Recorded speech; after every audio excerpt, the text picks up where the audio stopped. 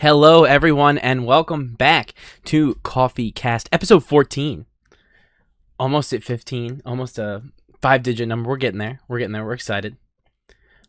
Today we have a lot of fun topics, a lot of cool stuff, big news in games that's controversial, some exciting. But I'll actually lead us in here. I owe our audience a mild apology. I think this is a good one to start with here. I made some statements, probably 8 episodes now, or something like that, where I said that over my dead body, Kingdom Hearts 4 would come out in the next 5 years.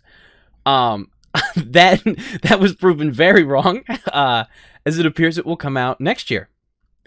I am still shocked about that. But that's within the next 5 years. You're not wrong. That's true. But yeah, definitely very shocked by that. I think that's the nicest way I can say it, is to say I'm shocked.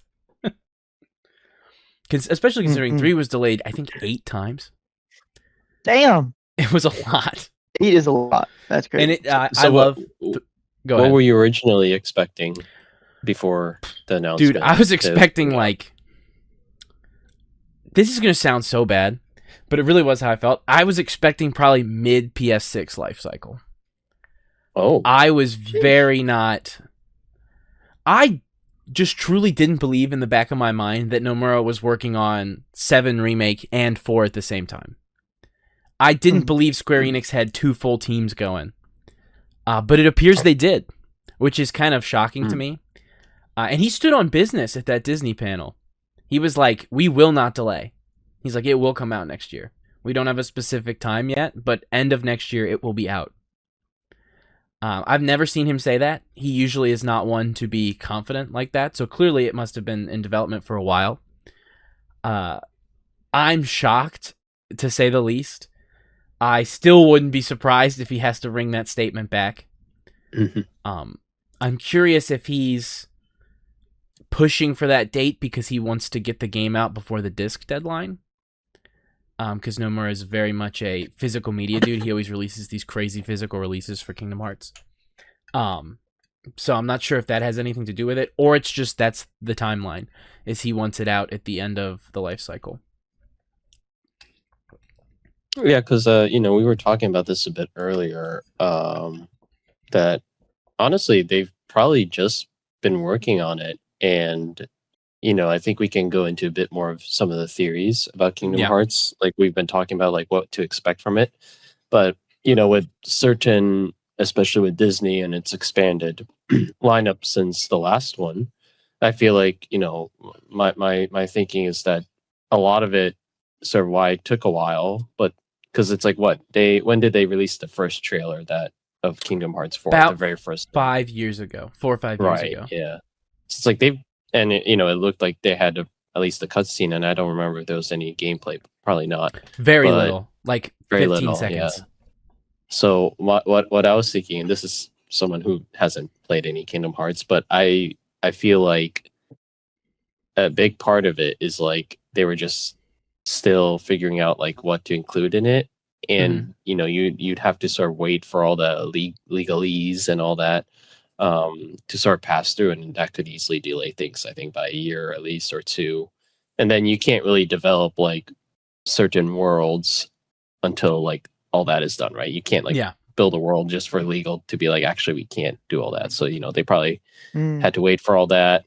So the teams at Square Enix were working on other games like 7, and then now once all that was settled, you probably had teams move back in, and they've been in full development probably for like the last 2 years or so. Oh yeah, that's my guess. That makes sense to me. I mean, Kingdom Hearts has always been plagued a little bit by Nomura's neurotic desire to keep his lore consistent. But with all of that having wrapped up with 3, it is nice, even though it seems he's still pulling from stuff from beforehand, that he's at the very least inspired to move forward and start something new. So I think that's probably not as much of an issue.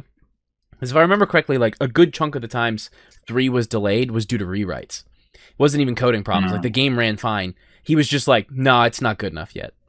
And so then he would like, I remember hearing stories that like they redid the final boss encounter like 4 times. he would just rewrite it. They do it all the way out to completion, and then he'd go, no, it's not working. And then they'd redo the whole thing. And that's that Disney money. That's the only way you can have that much money to do something like that. But it appears he's very confident, and I guess where he wants to take it. I can talk a little more about like lore stuff with it, but I'll talk in general first about what I'm hoping to see from it and what they've talked about gameplay wise, because story is always complicated with KH. Obviously, this is the most gameplay we've ever seen, even compared to the Nintendo Direct trailer. We didn't get very much, and the original one, it's like 10 seconds of gameplay, if that. But now we have a lot. They showed a good amount in the Disney trailer, along with more lore stuff and everything. I particularly like the disparagement between Quadratum, aka Japan, and how, like, we talked a little bit about this in pre-stream chat actually, but how just lifelike and gray Quadratum looks, compared to then when they throw Sora into Coco, which is the only Disney World they've shown, and how vibrant and colorful it is, and how different it looks from Quadratum. I like that. I think some of the best levels in the other games are distinctly like separated from the normal art style of the game, a la like Nightmare Before Christmas or Pirates of the Caribbean. Those are some of my favorites, and that's because they distinctly change the art style when you go to those worlds. I'd like to see him doing that more, and it seems he is. I think Sora in the Day of the Dead paint looks really good. I just want more of that. That's the best worlds, is when they do stuff like that, versus it's like they kind of just roll up in the earlier games. But also there's a charm to Nomura shoving his OC into like Pinocchio. I won't lie, it is funny. But gameplay wise, it seems they revamped the limit system, which makes me very happy. For the uninitiated, I spoke to Mark about this, but for Glenn and for the audience, one of the best appeals of Kingdom Hearts 2 is the limit system, because when you use a limit break, it has like tiers to it. So like, let's say you're fighting with, this is so funny to say, you're fighting with like Aladdin, right? And you use his tag limit break. He'll like chase you around, and it's a unique like gameplay mechanic that's just to him. And if you deal enough damage, he'll tier up to do another move. And then if you do enough, you get like a giant AoE like bomb attack. You know what I'm saying? And that changes per character. Sometimes it's a like laser beam, sometimes it's not. That is very fun, and they do a good job in 2 of making it not interrupt combat, because Kingdom Hearts is known for its fast-paced aerial combat. And my biggest gripe with 3 was they replaced all of those tag limits and stuff with like Disney Ride moves that are essentially just glorified AoEs that just do a shit ton of damage. And I just don't like that they stop combat and they're this big spectacle thing. I just don't think that's cool. I never have. I think as much as they're visually appealing, I think it detracts from the flow of fighting. And seeing Sora doing the one limit thing they showed off was that chain move he does, where he's like throwing chains out of the Keyblade and they're like swirling around, and he surfs on those chains. And then once he's built up enough chains, he like locks them together and zips between them all and does like a ton of damage. And I was like, that seems cool. That seems like a nice innovation of making it not just, hey, I'm tag teaming with whoever's with me, but also, you know, changing the environment, which was one of the fun parts of what 3 was trying to do. So that seems pretty good. I hope it's polished. I don't want it to be jank, but that's yet to be seen. Other than that, Interesting. I don't think we saw much new gameplay. He's swinging the Keyblade. That's all you really need. They brought back action commands. That made me really happy. They brought back action commands from 2. And you can also play as Oh yes, I actually forgot about that. Actually being able to play as Mickey, Donald, and Goofy, and most likely probably Riku and other characters. I would imagine it's not going to be limited to just them. Actually being able to switch between different characters, which I hope actually is possible maybe in the Disney worlds a little bit, if you have Donald and Goofy with you. Like, I like the idea of swapping between characters to perform like combos, similar to how, I don't know if any of you guys ever played like the Tails games, but you can swap between characters and then use combos together. So like you juggle and everything, and yeah, it's pretty crazy. I would love Interesting. to see them Right. do that in Kingdom Hearts. That would be really cool. Because I always assumed I actually didn't know until you were replaying Kingdom Hearts 1 how prominent Donald and Goofy were Oh in yeah. your cat in your party. But it seems like they you don't really you can edit some of the stuff like their moves, but you don't Mhm. actually directly control them. They No. kind of just stick around you and help you out or just die. But yeah, I didn't realize this would be a new change, being able to directly control them. So that's interesting to hear. Yeah, because that's one of my Mm. biggest gripes with original Kingdom Hearts 1 is that Donald is useless. His AI is so bad, and he never heals you, bro. Like, or he's just dead. He has such little HP that like you're like 3 seconds into the boss fight, and you look over and he's knocked out, dead. And you're like, well, I guess I'm just down a party member for this whole fight. Cool. Especially on critical mode in some of the later games, he survives. Like he gets comboed once by the boss, and it's like, Oh, bye, Donald. I'll see you after the fight, bro. Yeah, I am excited for the multiple characters to play. I don't know how far they're going to take that, if it's just because it appears they're going to do a split campaign.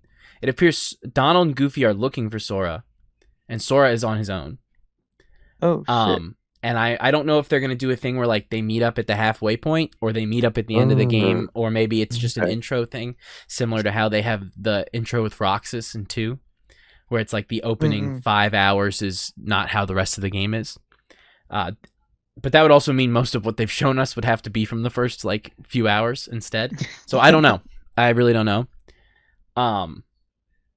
But I'm excited. That's what I can say. I haven't been excited for a Kingdom Hearts property in a while. There was the canceled mobile game. There was the released and then delisted mobile game. There was a lot of stuff that he was working on that never made it, which appears to be leaning into the plot a little bit, which I'm interested in, and how he's including a lot of canceled stuff in the game. And I'm trying to think if I don't want to spoil any of Kingdom Hearts 3 or where it may go, but I'm very interested to see why he's including so much unreleased content and or canceled content in 4 that's either from other games he's made or from completely different things he hasn't touched on, like Versus 13 stuff being in the game, and that game never came out. Like, it was completely canned, and he's just putting stuff in there. I don't know if that's going to be just, I want to use these assets, I made them and I'm sad, or he's actually going to like put it in as part of the plot. That would be interesting, because what was that? I don't know if it was 13 or 15 that there were some of those like guards that used 15. the same armor. That was 15, so yeah, that's a different game, and the guards wearing the same armor apparently, and it's like, yeah, is that intentional, or are we going to see more collabs in that space? Can't cue the Yoshi P meme of him saying this is definitely something Tetsuya Nomura worked on. Right.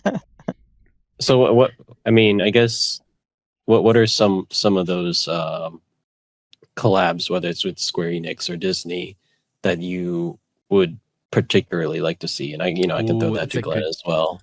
That's a good question. I'd love to throw it to the group actually as well, if you want to say something too, Mark. Okay, obviously I want Star Wars. I feel like Star Wars is a soft confirm at this point. That looks very much, the original trailer very much has an ATST foot in the trailer. I feel like you sent me that, yeah. I feel like that's definitely soft confirmed at this point. He has not said it, but he did say at the Disney panel, he said, I got to do something I wanted to do for 3 and we couldn't do it, and now we can. And I'm very excited, and I hope you stay tuned. I want it to be something very surprising. That's what he said. So I think that's him talking about Star Wars, but I don't know. I think, and this is coming from someone who has no idea, but I think because of the snippet you showed me of the what's that forest called? Endor. And then you showed the comparison. I'm like, that's obviously the same thing. And you don't accidentally leave the foot of the AT or whatever in there either. Yeah, guys, we forgot to cut the Star Wars reference. So the thing is, like, okay, he said, I want the surprise, right? But then I feel like Star Wars is not a surprise, because it's like all but confirmed without saying it, in my opinion. Yeah. So I feel like the surprise is actually going to be Marvel. That would be cool. Ooh. But yeah, I don't know how complicated the licensing is that with regards to Disney technically And, Yeah, I have no idea. I'm not But- well versed in that.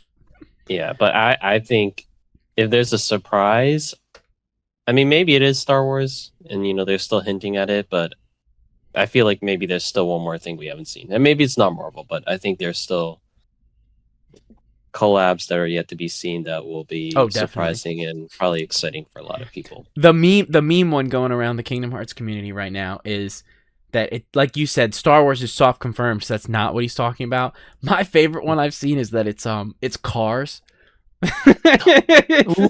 Yo, Mater. Dude, and it's like Sora is a car. Oh, that makes sense. I've been seeing those memes of him in the car, and I didn't make the connection to think like, oh, that's. I just thought they just wanted to make Sora a car, and I completely forgot that Cars is like a Disney thing, and that's what they were. No, that would be funny because that's been the joke going on in the community. Is like Nomura says, "Oh, I have a very special world in 4. I hope you guys will really stay excited for it." Everybody's like, "It's Star Wars." No, it's Marvel. Nomura in his office. I hope they're excited for Cars. Well, that would be kind of cool because then you can turn part of the game into like a racing or a driving sequence essentially. Fast and Furious section. That or like a Horizon. No, what is it? Are those games called Horizon? The racing one. Forza Horizon. No, Forza Horizon. Yeah, or like even like a Mario Kart type thing. Yes. I think that would be funny. Oh my gosh! Interesting. But yeah, I didn't even think about that. I've been thinking for days about what worlds I would want, because it's been a real argument of, like, there's certain ones that are staples, like they've been in every single KH game. So like Olympus has been in every Kingdom Hearts game, because he always holds a tournament, and so there's always the Olympus tournament is in like all of them, I think, except maybe 3. 3 has like an actual true like Hercules level. I feel like that was almost a shoe-in. I would love to see him bring some other ones back that are fun, like Tron, because he did Tron Legacy and Tron like original, so I wouldn't be surprised if he wants to do Tron Ares, but I feel like that's too recent, so I don't know if he'd do Tron again. I feel like there's some that are like guaranteed, like Zootopia, like that hasn't been confirmed, but I guarantee that's happening. Like that was so big for Disney, they're definitely gonna do that. Coco obviously is confirmed, right? Yeah, and then like Mark said, maybe Marvel. I don't even know what they do for Marvel. For Disney, actually, let me just confirm again. But yeah, I thought Inside Out would be interesting. Oh, that's a good one too. Yeah. Inside Out. That is Disney, right? Yeah. So? Okay. I think you could do or Pixar. Yeah, Disney. It is Disney. Yeah. Yeah. Okay.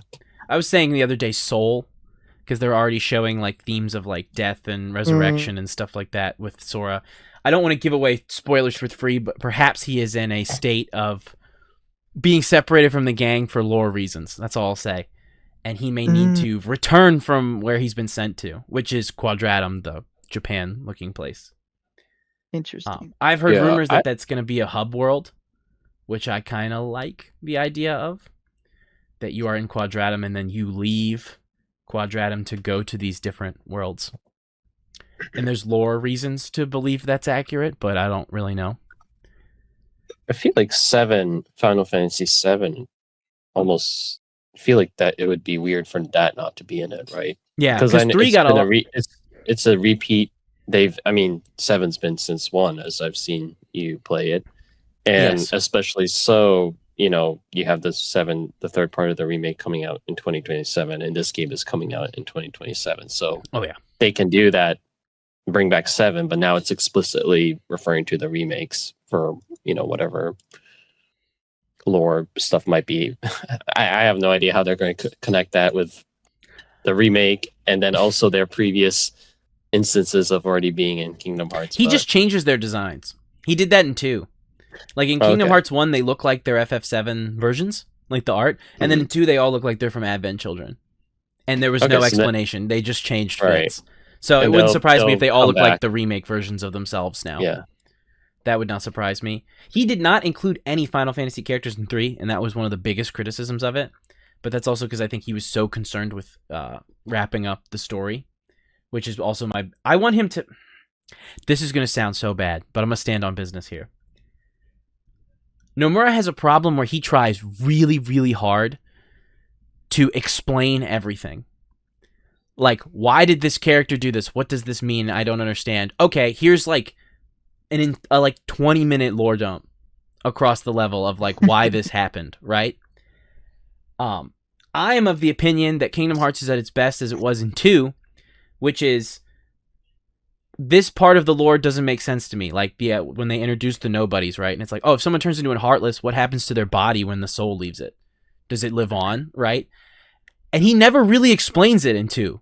He's kind of just like, it is. You know what I'm saying? That's crazy. Yeah. And I think that the game's at its best when it has that mystery. Kingdom Hearts is really good at having like weird stuff that happens, and I don't think he needs to explain it. I don't. And I hate this idea that he feels that he has to like interlink all of his lore perfectly. It's fine. The mystery is interesting. It's one of the best parts of those games, is that there is this like insane, like, why do the Heartless look this way? Why are they like amalgamations or like demons? You don't need to explain it. You don't. Like, it's interesting to just have the little Ansem reports like in the original game that give you little bits and hints, and then you just figure it out from there. I don't think you need to be like, time to wrap up this plot line. Let me explain everything. And it's like, no, don't. Keep the mystery. I don't need to know perfectly everything. Yeah. You know what I would like to see? I don't think this will happen, but I think it would be pretty cool, given that I only know Final Fantasy, and even that I don't know many of them. But imagine like a sequence, because I've noticed this too, like they've done it in one where, okay, you have 7, but you're mixing in characters from, was it 6? Yeah. That's not a 6-7 joke. I'm no, like, 8. Yeah, they put characters from 8. It was what was his name? Squall. He's called Squall in 8, Squall, but Leon. Yeah. They call him right, Leon. but you had Squall and like 7 characters at the same time, right? Mm-hmm. So he wasn't shy about just having 7. So I'm like, well, what if you brought in, so Cloud's back, but then you also see Clive from 16. I'd like maybe that. even Noctis from 15. Ooh. And then the Warrior of Light from 14. And you have like but then imagine this, you have like a really cool like fight sequence, and they're all lined up, and Sora's there, and everyone has a voice line except for the Warrior of Light, because he doesn't talk. So okay, I don't want to like, I think that could happen, but I also want to say this already happens in 2. There is a scene where they all fight together in 2. Which is, so do it again. They should do it again, because it's one of the best parts in 2. But they should do it again with the more modern 14, 15, and 16, and 7, because that's technically. And then while they're all lined up, Sora gets a little blip from his earpiece, and it's Sam Wilson's Captain America as he comes through the Doctor Strange portal. Everybody else enters, swinging into action. Because that's one of mild spoilers for the Marvel reveal. Dude, that would be hype. I actually wouldn't even hate that. I would be like, you know what, fuck it, just go crazy, just let it rip, dude. Who cares? That's what it should be. On your left. On your left. On your left, Sora. What? On your left. Yeah, that's one of the best levels in 2. It's so funny because 2 has this thing where it'll give you like the level name when you start. It says it in like the top corner, and right. And it's so funny because a lot of the time, especially in video games, like a level has like a big name to it, but then like you don't really do what they're like doing in the lore. Like, oh, fight off these waves of enemies, and it's like there's thousands of them. And you don't really fight thousands of anything. The level where you tag up with all the FF characters is called the Battle of the 10,000 Heartless, and it really makes you kill 10,000 of them. Oh. And you go through this like chasm, and like you go through like you tag up with the different characters and then go to a different one and a different one, and you kill like literally 10,000 of them. I think it like has a counter at the start of the level, and it's like, we're gonna make you kill all of them. Like, so they make you go to war and. Dude, that sequence is it's crazy. You're like with Cloud, and he's like swinging the Buster Sword through like crowds of them. It's nuts.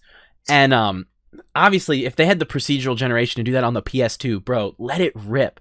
I want to fight like like Dynasty Warriors level army of enemies with like FF characters. Let us just mow them down, dude. Like, please, it would be so sick. Yeah, there's so much I want him to do. I am wondering, maybe 14 might be involved, because they did bring for context, with the recent in Final Fantasy 14, they had the latest ultimate, which was bringing back Kefka, and it's just Kefka, and they had Nomura design like the final phase of Kefka, so there was an original design. But I wonder, is that the only thing Yoshi P and Nomura talked about? Probably not. Hmm. And So that Nomura's would coming be- back for the FF7 collab too, Right. with 14. So I would not be surprised if there was not an equivalent exchange where Nomura was like, Yeah, that's crazy. All this. let me collab, get something for Kingdom Hearts. all this collab. Surely, yeah, they're probably just not talking about Kingdom Hearts though. Just Yeah. purely FF stuff. Yeah. Before I wrap up the Kingdom Hearts segment, because I don't want to turn this podcast into me ranting about how excited I am, I will say, lore-wise, I like where he's taking it because I think he's going back to basics. I will not spoil anything, but I'll say this. I explained this to Mark and Marco, so Glenn now gets this experiment and explanation and the chat. But at the end of Kingdom Hearts 3, we'll say Sora does something really drastic, right?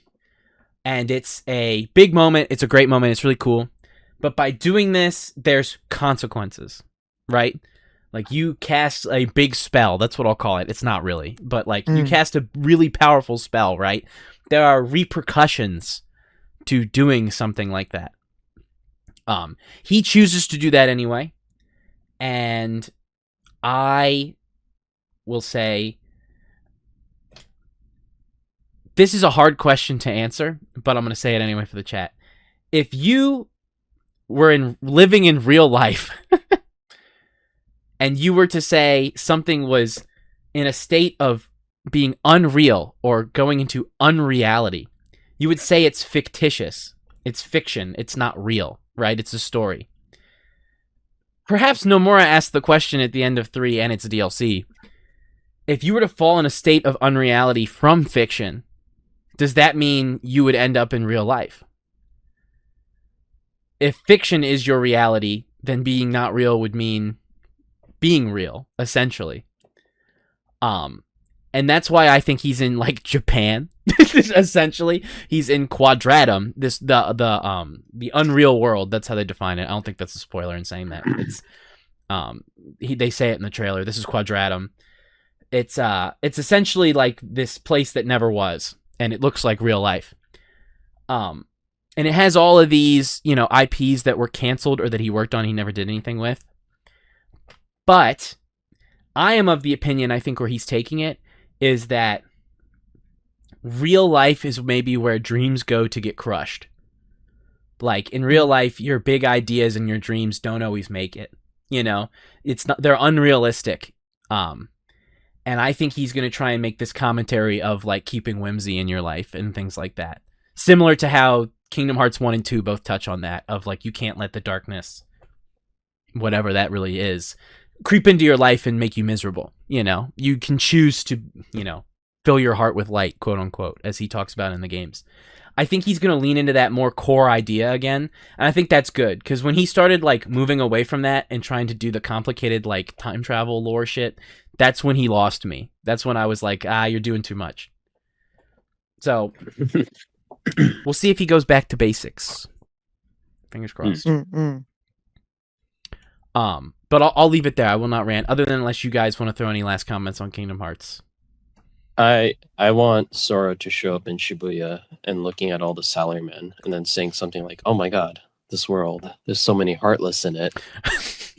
Ooh, that'd go hard. That would go hard. It's just like salaryman just commuting to work. He's All like, these people are so heartless. and it's just like your 40-year-old dad going to his going to the job. store. Right. But no, I want to say I honestly just looking forward to Star Wars.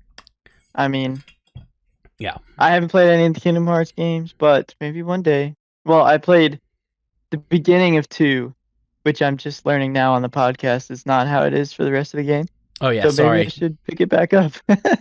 2 is But very no, it's all much 2's opening is kind of like Metal Gear Solid 2's opening. It's not consistently that way throughout. It's like a setup. Yeah, because I remember the ghost train of the beginning. Oh yeah, of because I forget. 2. Did you finish that section? Like, did you even get to the point where you play as Sora? No, definitely not. I never Oh played damn. Sora. Yeah, Yeah, I so think gonna have to go back to that one. I would severely recommend, as much as it's like people are like, oh, 2's the best, just start with that. I do think it's probably better to just start with 1. Really? I'd say start. Actually, this is good advice for the podcast. Here's my opinion. I told Liz this the other day. Actually, we'll end the Kingdom Hearts segment on this. I would say, even though Kingdom Hearts 1 is very old, and the camera's not great, I think it's still a really good game, and I think your average person would have a lot of fun playing it. It's not the peak of the series, but it sets up everything really well. And I would say play 1, then play Chain of Memories, which is included in the collections. And if you hate the deck builder combat that they have for Chain of Memories, where it's like card-based combat, if you hate that, you really hate it. I am of the opinion, just look up a YouTube video to explain what happens. I don't think the lore is that crazy in Chain of Memories that you need to like completely play the game front to back. I do think it's good. It will improve your experience of 2. But I do think if you're like, I fucking hate the deck builder combat, either A, just look up the best deck and build it, and then you'll just destroy every boss in like 30 seconds, because you can build a really good deck like 2 hours into the game. Or I would say just look up a video that explains the like memory chain stuff that he gets into, and the idea of like what happens if somebody forgets who they are, and then play 2 and enjoy Peak. And if you think that was great, but I'm not that in, then just stop at 2. Because I would. That's it. Yeah. My hope is that 4 is good enough that I can tell people it's worth playing the other ones. Because I'm of the opinion that 3 is a great game, but I don't know if it's truly worth the commitment for your average person if they're not like really enjoying the franchise. Like if you finish 2 and you're like, that was so great, I need more content that feels like this, then definitely play Birth by Sleep, play Dream Drop Distance, and play 3. They're great games. They're amazing. But they might feel like a letdown after 2. Yeah. Well, that was also like one of the last comments I was going to make with 4 is, they also, with all these announcements, they put the game on sale on Steam, at least. I think it was like, or you said it was like the biggest sale they've ever had. Yeah, it's the cheapest it's ever been. I've definitely at least been seeing a lot of resurgence of people playing it who've never played it before, but they're like mildly intrigued. So they're like going back to old ones. But I think with 4, I feel like they would definitely make it so obviously, your enjoyment is bettered if you have played the previous ones, but you can go in as your first one because it seems like it's going to be a big game for them. There are potentially really big collabs, which means like, someone who's into like Star Wars, for instance, big money. They're probably not going to play the first 3, but they really want to play 4 because there's Star Wars in it, right? So they're probably going to make it so it's like you might not get all the references, but you could just jump into 4 and play that game and, just have that experience. Yeah. I think they would probably do that. Whereas like, I think with some of the older Kingdom Hearts games, if you like jumped into 3 as your first game, that might not make sense. I'm assuming. I think jumping into 3 before you play like 2 or 1 is one of the worst decisions you could make. That game is so reliant on every other game, like the mobile game, the DS games, the PSP game. I think throwing someone into 3 is fucking terrible idea. Because the entire last third of the game is Nomura being like, you probably thought this wasn't canon, but it is. You probably thought this wasn't canon, but it is. Thought you'd never see them again, but here they are. And it's him doing that for like 15 hours of the game. And if you haven't played any of the others, it's going to mean nothing to you. Yeah. So I think they'll definitely not do that with this one. It definitely seems like it'll be a big release. I even think one of my favorite parts of 2, without spoiling parts of Kingdom Hearts 2, is that and it's connected to Chain of Memories, obviously, is Sora between 1 and 2 loses his memories. I don't think that's a huge spoiler to say when they have a game like Chain of Memories and that. He like forgets. And so a huge portion of 2 is him trying to remember. And I think that made 2 a great experience for people to go in blind, because if you don't know what's going on, well, congrats, Sora doesn't either. right? And he is trying to piece it together, and that makes him a great self-insert for the player. It appears they're doing the same thing again with 4. Because, like, you see that thing of him seeing, like, visions of Donald and Goofy, and he faints, and he doesn't understand. He's like, why do I see these two people when he's in Quadratum? And so I'm of the opinion he's going to do a memory loss plotline again. I think Nomura is really great at that. He did it in FF7. He did it in Kingdom Hearts 2. He does it in The World Ends With You. He's very good at writing that sort of thing. And I think it fits into Mark's point of they want new people to hop in. Well, congrats. Sora doesn't remember anything, so you don't have to know anything. It will all be re-explained. And in a much simpler format, most likely, so for new people to jump in. Mhm. And I think that would be very, very good. He should do that. Right. Will he? He said he was going to wrap the franchise up in 3. He sure as hell didn't do that. So I don't trust a word that comes out of that man's mouth, but I am very excited. I mean, hey, I wore my Kingdom Hearts shirt today, so There you go. Nice. I would be lying if I said I wasn't excited. Speaking of leaving things unspoiled, we got a lot of GTA 6 news this week. Oh, yeah. Oh yes. Where to even begin with something like that, man? Where to even begin? We'll let you do that, Glenn, because you're our Rockstar King. I think we got to start with before the leaks, right? The exclusivity of it coming to Netflix, right? Yes. I think we dabbled a bit about it last week, but now people are speculating that online requires a Netflix subscription. I don't know if y'all saw that speculation on TikTok. No. I have not. But Oh no. I personally don't think something like that is true. No. I That would mean, be crazy. Yeah. if we just think about it realistically, GTA 5 doesn't require a Netflix subscription, and GTA 5 generated, unironically, billions of dollars for Rockstar Capital on B. shark cards alone. Shark cards alone. Like when that expense report came out back in like prime GTA Online, Oh yeah. and people saw that they made over like $10 billion from shark pretty card nuts. sales alone. There's no chance they're giving that up for Netflix. What is that for context? If you haven't played GTA Online, Oh Just yeah, shark? shark card is literally just in-game currency. It's like the same as saying Robux.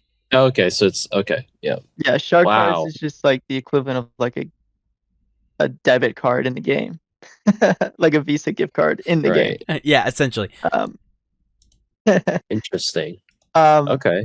and so yeah, it's like I don't think they would ever hide something like that away behind Netflix. No. Like we said last time, I think Netflix begged them to make it exclusive, and they were like, "Sure, give us millions of dollars, and you get it 6 hours early." And they licked the souls of the Rockstar people that gave them such an offer. But yeah, so the leaks, right? My biggest thing with the leaks is people are treating him, and Willis, you might have some opinions on this, but they're I treating do. him like a physical copy messiah, a prophet. That's how he's even. pitching himself. Definitely. Yes. He's this Robin Hood of steal from the rich, give to the poor. We want our physical copies, Rockstar. But no. I'm not giving him that. No. I'm What do not you mean? either. giving him that one He's bit. doing this for the gamers. He's Yeah, standing up for absolutely. us. Apology Absolutely. from Rockstar is you could not have plastered that cryptocurrency advertisement Any bigger. any bigger. Yeah. Any bigger. It is right there. That is his purpose. That is his plan. That is his entire platform that he's doing this for. It's for that. I agree. And so, yeah, I think that's my piece. Is that he's not a prophet. He's not a messiah. He showed us gameplay footage of stuff that we kind of expected was going to be in the game. Yeah, that's just fair to looks say without getting into shittier things, and yeah. unfinished. I As it agree. is. I'll say two things first. One, I think people, obviously in his manifesto, he blames Rockstar and the industry. I personally, when it comes to the physical media stuff, I don't even blame Rockstar. I would blame their publisher. When it comes to something like that, they are a subsidiary. They do what their publisher says. They don't really get a say in if something is sold physically or not. They make the game. Their publisher would decide that with someone like Sony or something like that. Yeah. So that's an unfortunate thing. Secondly, with the leaker, one, he's uploading stuff in 1080p, and I refuse to believe that not in 1080p, and I refuse to believe that he's got any moral qualms. He's trying to make money. That's only been shown even more as of today, which is that he's now selling advertisement slots on the leaks. I don't know if you guys saw that before we got on here. He is going to allow for people to donate to have their brand names in the leaked videos, or he'll make them custom gameplay footage, because it seems he has the game, potentially. We don't actually know if that's true and it's not just edited, or if things are that way, but that's currently where it's sitting. It's obviously, I think, without getting into details, an unfinished build that he's playing in. I think that's easy to say. I don't think he has anything that's near completion. That's just my opinion. And other than that, I think it obviously sucks. I have a lot of sympathy for the devs. It must be very hard to work on something for this long, to have someone essentially steal your thunder. Especially considering I guarantee Rockstar devs are under a lot of crunch, probably. I imagine they're going to work on this game until right up to release. And it's only got to be defeating to then have it come out in an unfinished state. Obviously, the footage looks rough. It's desaturated. It's bad. I think that's important to think about, because when you look at what the product will be when it comes out, and I'm especially excited because they're going to actually show it next week. I assume it's going to be gameplay footage that they've done this big deal with Netflix. And if anybody's getting screwed, let's be honest, it's Netflix. I think Rockstar's going to be fine. Take-Two's going to be fine. They're going to still sell the game. If anything, it's Netflix. Their big reveal that they have exclusivity for is kind of fucked, because people have seen it now. But I think it's important to remember, there's people. Fuck the company. You don't have to care about a company, but there's, some guy who gave his life to get that fucking job at Rockstar and is working 12-hour days, who has now had his work shown incomplete. It would be like, us setting up for the podcast today and that being all we uploaded. It's very unfortunate. So I feel bad for the individual. Other than that, I don't think the leaks are going to hurt them. They're still going to make a lot of money. Yeah. And this guy's just going to try and steal as much as he can before he gets caught. They submitted a federal subpoena today. That's a big deal. That means they want to take this to federal court, which means it's going to go from... when you take something like this to federal court, that you're now talking about lifetime sentences. There's a good chance they could pursue life. The thing life I've in prison. heard is they're not even based in the U.S. I heard that it's potentially someone in Europe. So I'm not you'd have to get sure Interpol involved. Right, the whole extraction. So, and people were speculating because there was a 24-hour gap, yesterday or the day before, where he wasn't posting, so they were thinking they got him, but then no, he just uploaded another leak. He's just grinding the game. He's just playing. It's honestly, I see. I think I have two thoughts on this. One is this is I remember when I first saw the leaks, the first one that came out, and I didn't believe it because it's we always see these AI generated the GTA 5. Yeah. So it's okay, this is probably not real, but then it's Rockstar then started taking them down, and I'm like, why would you do that if it's fake? Yeah, and that's when wouldn't. It's oh my god, there was an actual breach. And it's this is not the first time it's happened, right? We've definitely seen leaks before, but this one seems particularly more serious. And I guess I don't know why. Maybe it's the nature of whatever the leaker has, the fact they seem to have a playable build of it, as then I think they proved when they shot their name into the side of a building. So this seems like it's a pretty big fuck up on somewhere, that somehow someone got a hold of this and is now slowly dripping video clips and such of it, and it seems like they're not going to stop. No. So Mm. I'm not sure what's going to be at the end of it. They'll probably find the person eventually. Maybe not. I don't know. But then It really depends. it can really suck because they're going to release more and more. Maybe even like story stuff.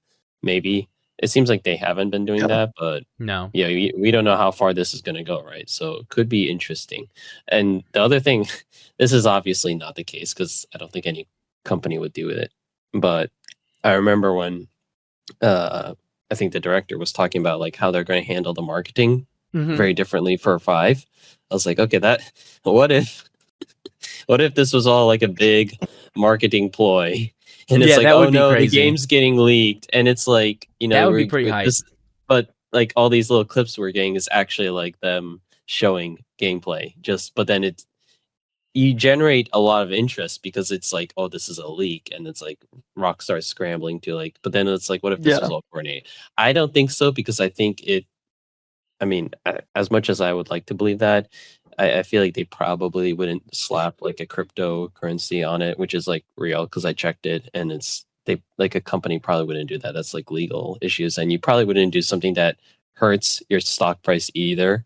Not that that's like the biggest deal in the world, but they did lose, or the shares have gone down since the leak, and they've lost some value in their stock, the Take-Two, since this has happened. So probably not a marketing ploy, but I don't know, maybe.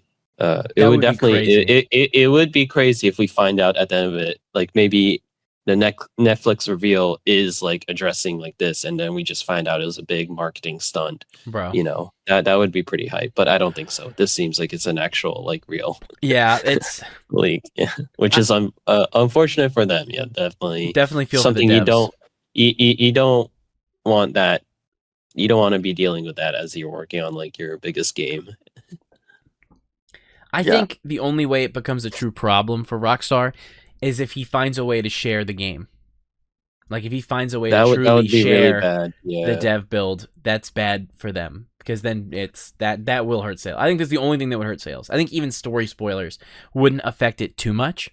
I think that would take a dent of a little bit of it since it's a single player experience, but man. I think it's less about the sales because at the end of the day, no one wants to really play like a buggy, unfinished build, and I'm assuming this is probably buggy and unfinished, and it's not going to look great. But it will start to tarnish the general vibe and reputation of GTA 6. Yes. So you're going to go from a game that is like probably like a game of the year or maybe even game of the decade with how much hype is behind it, and when stuff like this happens. And then the Netflix stuff, and if there's some bullshit that Netflix announces, let's assume like, oh, you need a Netflix account to play GTA Online, then you might have an otherwise pretty good game, pretty solid game, but then you have all this like leak stuff, you have like the bullshit with the premium stuff, you then have the bullshit with Netflix, then it really tarnishes the game, and that could really hurt it. I agree. I 100% agree. I think, like, just with how big GTA 6 already was before we even knew anything about it. I mean, Rockstar had the biggest targets on their back ever. I just researched that GTA 5's entire map was leaked before it was announced, which I think it obviously isn't as bad as like gameplay, right? Yeah. But I think they've dealt with leaks in the past. I think they just have like I wouldn't be surprised if they have like an entire team trying to prevent that just with how big it is, but I don't know how teams like that are, but I guess we'll have to see on the Netflix reveal how they handle this. I'm very excited to see that. Do you think they're probably like changing the programming to like address it? Maybe even not directly, but they'll like make references to it. Because I feel like if they just like, let's assume this is like a real leak and it's like a huge fuck up, and then they just do like, I feel like they should like, I don't know, try to address it, or in the sense that like maybe even make light of it, Yeah. This is definitely something where if I was like between like the marketing department, I would definitely try to make something good out of like a really bad situation, right? Oh, I Or would at too. least, at the very least, it's like, there is a lot of attention to your game, and Oh, definitely. they're creative. They can probably come up with a way to like They did it in the last trailer. poke at it. Yeah, that's right. That's like stuff like that. You're right. Fixing a Yeah. leak. Like, yeah, get back up there. Get back up there, Jason. You got some more to fix, brother. I hate to say it. It's funny. Obviously, yeah. too, for the record, I didn't say it before we started this segment, but since we got comments in chat randomly from someone, and then I think they left, we will not talk about details because that's DMCA. We can get our video taken down for that. And also, I won't lean into the leaking. I won't spread anything. And I don't think any of us want to do that. So we're not going to directly talk about stuff that was in there that we maybe saw. Until after the Netflix reveal. After the Netflix reveal, I'm going to talk about everything. So next week, or even depending on when we do podcast next week, we'll see. Yeah. Maybe we'll do it again next Friday to be able to talk about it. I did want to add that it was funny, at least on my algorithm, that right when they threatened to spoil, everybody is like turning against the leaker. Yeah, they right when they immediately pulled that back. Endings. Yeah, right. When nobody wants to see that. Endings. They were all like, "No, hey, cut that shit out." Like, yeah, that's a good way to get people to hate that guy. Yeah, exactly. And it appears he's smarter than your average leaker. I remember this is not the first time, by the way, a big AAA game like this has been leaked. Famously, Half-Life 2 leaked about 2 months before it came out. But it was a very early build, like, still missing textures and stuff. And sometimes, people think like, man, this guy must have hacked. Rockstar got all this stuff. What could have possibly happened? For the Half-Life one, it was the younger brother of a playtester in Germany. He got on his brother's computer, put it on a USB to share it with his friends, and then they just started posting it online. And then they caught him by telling him, Valve was very smart about it. They said, man, you're so smart. This is so crazy that you did all this. You should come work for us. And they got him a plane ticket. And when he went to the airport, they had him arrested. It's like dumbass. I'm really curious to see if something similar like that happens again with this guy. Arrogance is usually the downfall of people. No, probably not. But he seems to be pretty smart. Yeah. This guy's not an idiot. Whoever this is. And he definitely likes this like Robin Hood-esque personality, so I think he probably wants to threaten story stuff. I don't know what he wants from Rockstar exactly, because they're not going to. He wants nothing. He wants money. So then it's like if you want money and if you want people to donate to you, you have to make them happy. So I don't think it would be a really dick move if he did spoiler stuff, and no one would be happy about that. I'm almost worried. Yeah, I keep being very vigilant and trying to not look if I see stuff, because I don't want to see anything that I would feel sad that I missed out on. Oh yeah, I don't care. I'll let you know if I see it. yeah. If I see it, Mark I'm like, doesn't guys, care. Do not look at the latest one. If you see an ending, Mark, don't be posting that shit. Don't be posting that shit. That pegging scene went crazy. You do not want that will ruin this. Whoa! Do not click on the pegging ending. Yeah, that really gives away a lot of the story. You don't want to see that. Yeah. It's going to be interesting. I'm almost excited more just about everything it's riled up around it all. Especially the big reveal of him having a build, essentially. That is it, yeah. That's probably the craziest thing. I assumed this was just footage, test footage. Yeah. I feel like, and I know Rockstar was intentionally not showing stuff, and they've been very closed door, and we're probably not. I mean, even now, months before the release, we have very little to see other than some screenshots recently and a couple videos, and presumably with Netflix we'll get more of the gameplay. So I feel like a lot of people have just been getting impatient, and that's why I think this particular leak, with how extensive it is, because it seems like he has a build, so he can just show whatever he wants. I'm assuming it's a guy.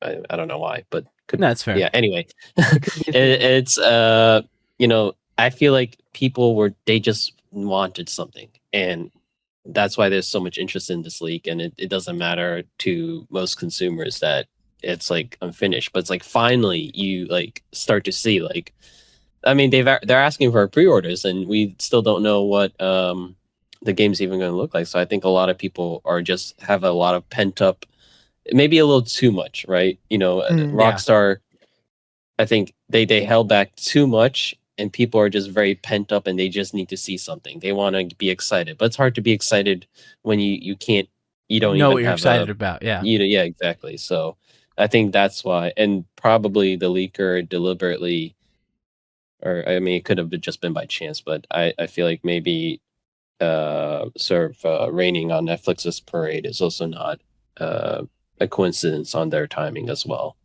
Yeah. He probably like they probably already had the build, and then they saw the stuff about Netflix and with their manifesto and being frustrated with the state of the gaming industry, probably started doing this and to make money. Yeah, got to get that cash. Hey, you're not risking all this for nothing. You know, pay up. Facts. Buy my crypto coin, bro. Wallet and bio. Pay up. Pay up. Coffee coin. We're starting coffee coin. Trademark. Yeah, don't steal that shit. Yeah, no, I think after the Netflix thing, his leverage is gonna dwindle though. Oh, significantly. That's when I worry we're gonna actually start to see story spoilers. Like he's gonna start. Exactly. I worry he's gonna stop getting as much attention as he wants, and because he seems to kind of be reveling in this mystique that he has. Oh yeah, absolutely. Yeah. And I think that when he stops getting the attention, much like a annoying child, he's going to try and find new ways to get attention, and that's probably when he'll start wanting to do other stuff. Hopefully by then he'll stop, or somebody will keep him from doing it. But I'd say don't pay him anything. I'd like to formally say that on the podcast. Don't give money to this guy. Don't give money to anybody. Do not download builds of the game because even if you're excited, they're definitely viruses. Not a doubt in my mind you're getting a virus. And even if it is a build of the game that runs, there's a virus in it. Guaranteed. You know, even if it runs and you're like, yay, GTA on my PC. Whoa, my God. Like, you know, your bank account's gone. Like, it's... I don't know what to say. Newsflash, kids, if you see an IO file on fucking website, it's not GTA 6. Nope. You don't get that early like that. Nope. So, yeah. I think when he made that little Twinkle Twinkle Little Star, he's the Riddler. I knew we were dealing with a goofball, bro. That was really weird. He needed this attention so bad. He's like, bro, thank you. Basking in it. It is pretty cringe. I'm not gonna lie. It was pretty cringe. I was like, oh, he thinks he's like a god here. Or you reveal GTA 6. And I also think that they're shooting in cars. Yeah. Oh, can you believe it? I also think too a good point to end on, because we got a direct comment about this earlier too. It's important to remember that while there is a lot of hype around GTA, and some of that may be dwindled a bit by the fact that people have seen stuff early, GTA 6 is still a video game. This is a video game that is designed to be played within the Grand Theft Auto franchise. So if you find yourself looking at a leak and going, why does this look like a game? That's because it is. If you're expecting probably a real life simulator, we've said this many times on the podcast, pre-leak, I would not expect something like that. It might have levels of realism to it or new mechanics to make you more immersed. But I think, to quote Gabe Newell, who obviously we're a Valve-centric podcast, we like Valve stuff, realism does not equal fun. You know, people say all the times in games, this is unrealistic, but in real life I have to make a grocery list, and I don't find that very fun. It's important to remember that you can do things that make realism a form of immersion, like making things seem more detailed or things like that. But at the end of the day, it has to be fun. It has to stick to the core values of what Grand Theft Auto is, which is a very well-written sandbox game, usually about criminals. You know, I mean, they can obviously change it up with 6, but I guarantee you're going to be doing heists and lots of other things, and they can add polish to that to make it immersive. But at some point, you know, making sure you can see every twinkle in Lucia's eye and every pore on her skin doesn't make the game fun. I need that. Yeah, that shit too. Yeah. So I would like to say that we're already seeing what I talked about of tempered expectations. Mm-mm. Don't expect it to look the same as when you look out your window. And I'll There you leave go. it at that, Yeah. unless y'all want to add something else. But I think that's important to say. I don't think so. I mean, it is a game, and I give my opinions about people that just watch games all the time. Yeah. Like, hey, first thing I'm doing when I get that game is shooting my name into a wall, Yeah. because I can do that, and I'll do it. I'll do it legally. Yeah, I'll do it legally on a non-illegal copy. Thank you, Rockstar. Sponsor us. Leave it at that. Well, the one thing I was going to say is, like, off of your point, Willis, is aside from all the leaks, which is obviously not great from their point of view, unless if it is a marketing stunt, which is still questionable. I think the biggest risk with GTA is that it is becoming this thing with how much hype is behind it. And I've always had this opinion: when things become overhyped, it's I agree. Very easy to be then disappointed, even though it's like still a 9 out of 10. But when you've been expecting a 10 out of 10 and everyone's been expecting a 10 out of 10 and you get a 9 out of 10, it starts to feel like a 6 out of 10, you know? So that is definitely, and I'm sure Rockstar feels the pressure that people are expecting a lot, and some people maybe too much, and there definitely be a lot of disappointment, I feel, unless if they knock it out of the park. But I would expect that, not I don't know. We'll see. No, I agree. I think I love Cyberpunk. I've talked about Cyberpunk on this podcast multiple times. That game obviously had a bad launch. Had problems. It was unfinished when it launched, and my opinions on Cyberpunk now in a polished, finished state is very different than something that was unfinished and clearly needed more time. Now, granted, that wasn't leaked. It released that way. But I don't think that's that bad of a comparison. You know, that game was very overhyped, and for what it was amazing. I would like to add, like, everybody talks about Cyberpunk, like, in a lot of ways, it does change the FPS RPG genre. There's a lot of stuff it did that other games have copied since. I just think there's a level of realism that people expect that's insane. It doesn't make a fun game, you know? After your 10th hour of trying every door in Night City, it wouldn't be so much fun anymore. And but that was really rough. Like, I'm not sure if that's been like this definitely won't be GTA. Obviously it'll be more polished, but that was definitely a good example of a game that had that level of expectation. And it should have definitely been better. It was a mess. But then I think they've also done a really good job of, like, sort of having a bit of a redemption arc with the patches they've done and the DLC and now the show. So and there's probably a lot of people that don't really even know that it started off with a colossal launch. But the risk with GTA is it being, like, just kind of good. Whereas Cyberpunk was an absolute disaster. But I feel like if GTA is even just kind of good, that could be an L. You know, there's so much on this game that it has to be, like, near perfect. And I don't know. I have a lot of sympathy for the devs. If it's not near perfect, you know the Steam reviews, what they're going to be like. It's going to be mixed. It's going to be like the first 9 out of 10 mixed game. That's what I think is going to happen. Yeah, I could definitely agree with that. Going to the Cyberpunk, like, they went from Witcher to that, right? Yeah, which that's a good point. Personally, that is a huge leap. It is. It's a huge leap. Huge leap. So, just going on that point, like, I think you're right, Mark, because we're going to GTA to GTA. Like, they better have some grasp on what they're doing. And based on, like, what we saw, they do. It's GTA. It's GTA. You get a car and you get a gun and you have fun in GTA. I want it to be. I don't want it to not be GTA. That's what I think's ridiculous, is this idea that it should... Man, it looks too much... Like, again, without getting into details, obviously, it looks too much like GTA. It should. Yeah. It should be an evolution of what was there. Yeah.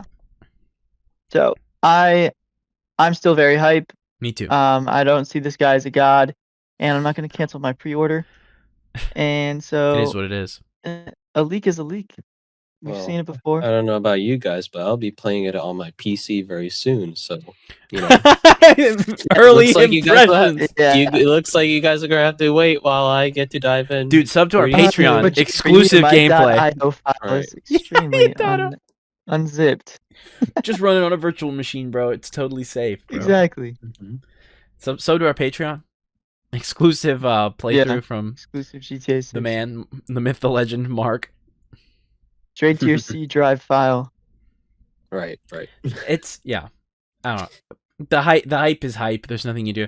And also these days, games suffer too quickly, I think. Like there is no breath. There is no like good faith. And I'm using this kind of as a transition, but I do want to talk about 2XKO being shut down by Riot Games. It will be discontinuing service in December. I even got an email today saying I will be refunded for my in-game cosmetics. So this one's crazy because, I mean, maybe it's to be expected, but like they spent a lot of time on making this game. It's been in live service for less than a year. Yeah, and it came out like a couple months ago. And I'm not much of a fighting game guy, so I don't really know sort of like where things are relative. But yeah, after it came out, I kind of haven't heard of it at all. No one was really talking about it. Now, I don't know if that means people weren't playing, because maybe people were. But yeah, this seemed like it came out of kind of nowhere.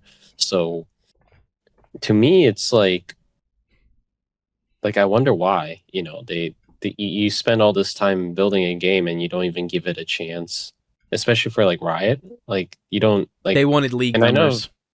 I think that's what it is. Well, but no. Yeah, It's I like- think it's I am of the opinion, and then I didn't want to cut off your point, so I'm sorry if I did that. But No. Yeah. fighting games have always been a community that thrives very well in tournaments, but they're never something that has a largely active player base. A lot of the time they're played through locals, and they don't need huge player bases to be good. Like to have a one-on-one match with someone, you don't need to have a giant player pool like you do for something like League or even Valorant. That's a good point. And I think the problem is that Riot has gotten used to, they are suffering from success. Valorant was a big slam dunk. I think part of that was because of COVID, if I'm honest. That game coming out during COVID probably had a big impact on that because it has since fallen off significantly. Even Counter-Strike isn't even as big as it once was. I think people are looking for new, innovative, competitive experiences, and I think 2XKO was just too niche. Doing a tag fighter, which is a challenging. You're asking League players who already struggled to make the jump from a MOBA to a FPS with Valorant, and a lot of them fell off because of that, to now learn to pick up a controller, because let's be honest, playing on your keyboard is not good. And not only learn combos for a character and learn punishment and all these other mechanics that are required for a fighting game, but you're asking them to learn 2 characters so that you can tag back and forth. That's a big ask, I think, of a lot of people. And I also think the cosmetics were too expensive. They're more expensive than Valorant was. They were it was like $130 for the Arcane bundle. That's ridiculous. And I think they've gotten used to getting away with League of Legends numbers. I think they expected it to make $1 billion and it didn't. So they just decided, well, why am I giving any money to a project when I can just pump this into League? So this is what I think, and it's like sort of related to what you said, right? But maybe with a bit more nuances, because it's like I struggle for them to have expected like a game like this to be like a Valorant or a League, because like you said, fighting games they're not massive million people play game type of thing. This is like a very community-based or tournament-based game, and like what I struggle to see this is as like a financial thing, because even if 2KXO is losing money, there's still value in having like your foot in the door in the fighting community, right? or having a game like this, or even like, you know, you have these obviously smaller projects. Like this is clearly like probably doesn't require. I mean, I'm assuming, but I don't think Mhm. something like this requires nearly even a fraction of the development that goes into Valorant or League. So, you know, it's something you can probably support with a, you know, fairly sustainable team and still Yeah. probably even make money off. So I feel like what happened, because it seems like they were developing this for many years, is that at one point you had some Riot management that were like branching into like a lot of different games, right? Because they also had other games that they were, these smaller Yeah. games that they were working on. So they've clearly been like trying out a lot of different things, smaller things, supported by, you know, the money makers of League and Valorant.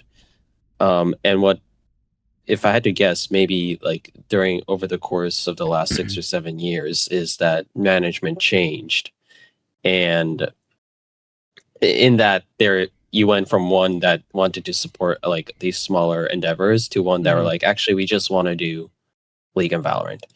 And the Yeah. reason why I also bring that up is during that time, as you guys might know, Riot has been also working on an MMO. Yes. And it hasn't been canceled, but I think they've completely like just gone back to the drawing board with it. Yes. The lead developer for that, which was a former one of the WoW lead developers, Ghost Crawler, he was big on the project, and then he left, and then he started his own studio, and that studio shut down. But Classic. you know, he was Average modern involved. gaming. Yeah, he was involved in that very early on, and then he left, and it seems like that project had to be completely scrapped. So the dreams of a Riot MMO just got another 10 years added to it. But yeah, it seems to me like, I don't know. I don't really like that. I would prefer the previous management, where you have like your money printers and you use that to like just do a lot of experimental things, and not like cancel it the moment they don't bring in link numbers, because that should have never been the expectation. Like it should It's be like, ridiculous that they had that expectation. Yeah. right. It's like we have so much talent at Riot and we want to like explore different things. And it's like a lot of these will lose money, but that's okay, because we're like trying different things. We're experimenting. We're keeping things fresh. And you know, maybe even one of them might be a banger and make a good amount of money. But then it's like, I don't know, maybe the new management, and I have no idea if there's new management or not, but I'm just assuming that something in their strategy has changed, where they just want to focus on the tried and true stuff. But then to me, that's like boring. Like we're gonna play League and Valorant forever. Is that like what the company is Yeah. gonna be? And you know, I it's think like, it oh, is the way it's this going. League Classic, you know, this League Classic, which I Yeah. know people have been enjoying, but I'm like, that It's not doesn't enough. really scream inspiring from a game. You know, it's like you hit the lottery once and it's like, okay, that's it, we're never playing again. It's like, no, you should be constantly doing new things. It's like, it's good that you made a game that's so popular. Now use some of that to like keep innovating, keep trying stuff, you know, and not shut it down without giving it a chance, you know.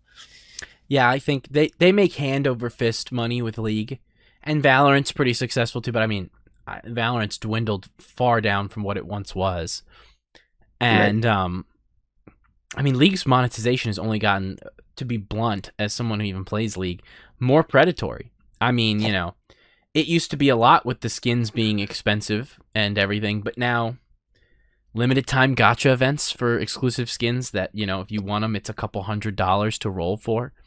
I mean, that's a joke. You know, to guarantee a drop, pay $300 for a skin, and they make a fuck ton of money, hand over fist, doing that. Right. And they probably wanted that. Whoever's at the top doesn't give a shit about the games. They give a shit about making sure Riot makes that money. And so they just decide to give up. And I think I wouldn't be surprised if for a while, if that is the mindset Riot's going to have, that Valorant maybe even eventually suffers and something happens to it. Or we hear that the MMO gets canceled. Or we even hear that League is like leaning more into monetization.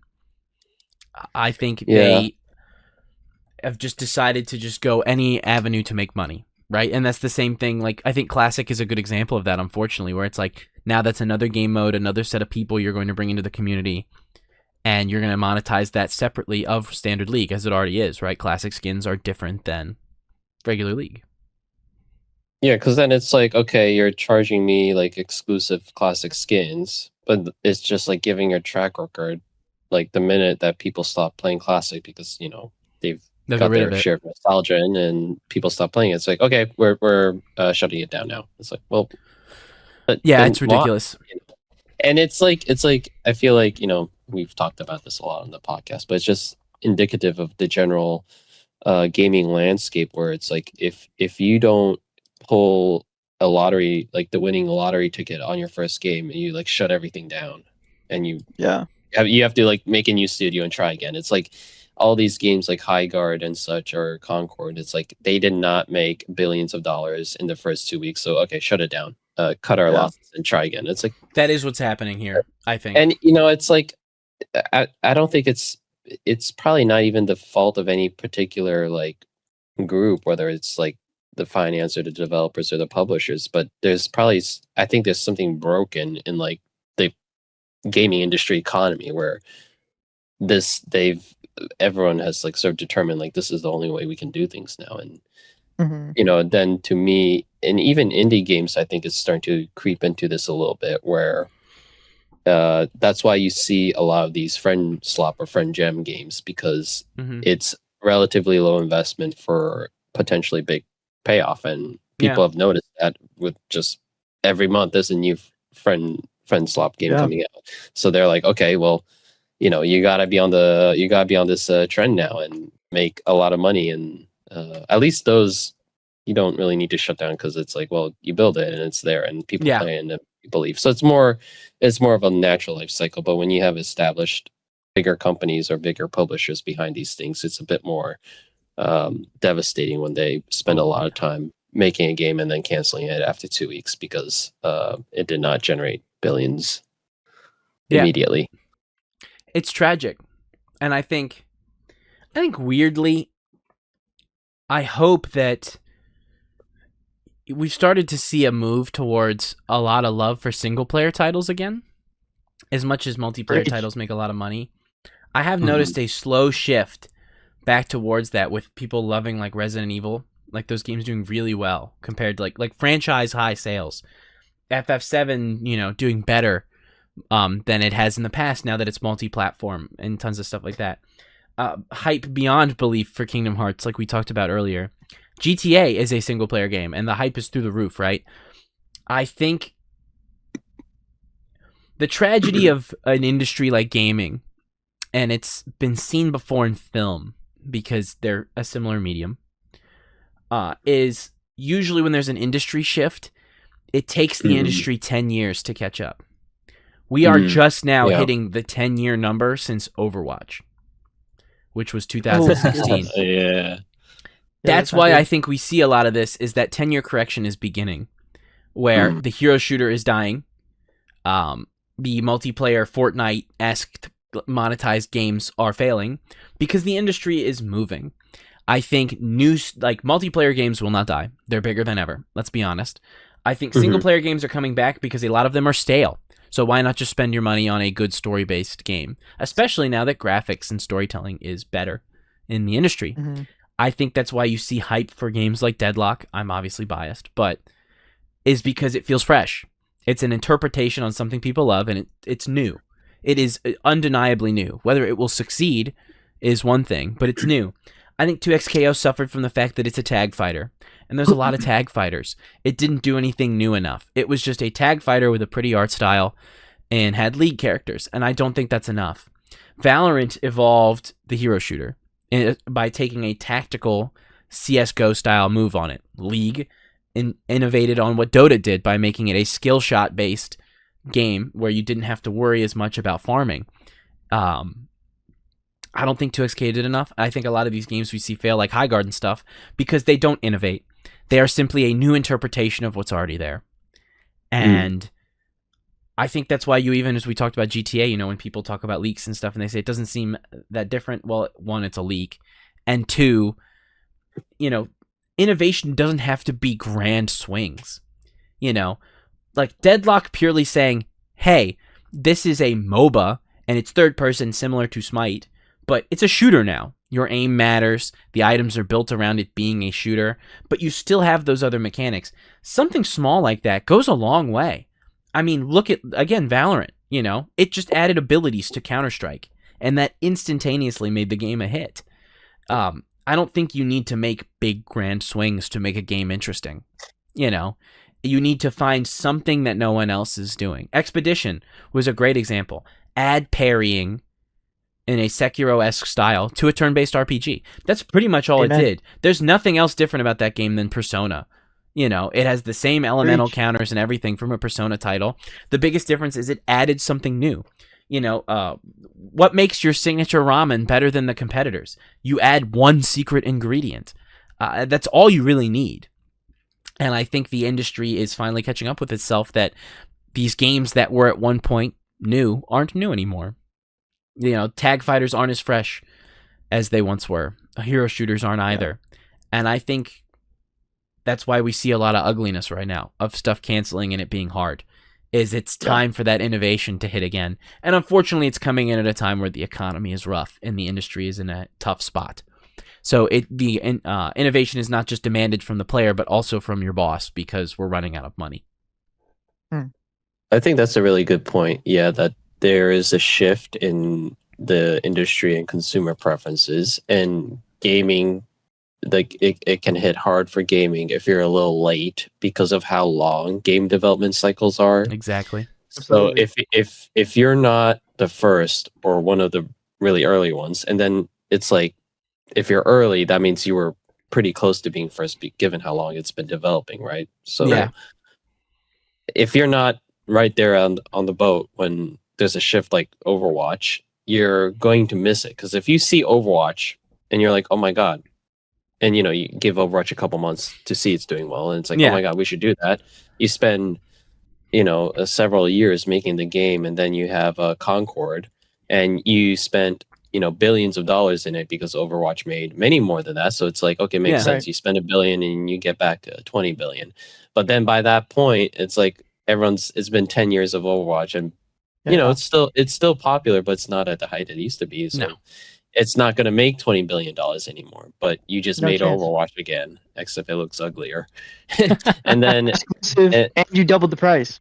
And it's not free. That's a crazy thing. It's not even free like Overwatch. Overwatch was still $30 when that came out. You cannot charge $60 for PlayStation only.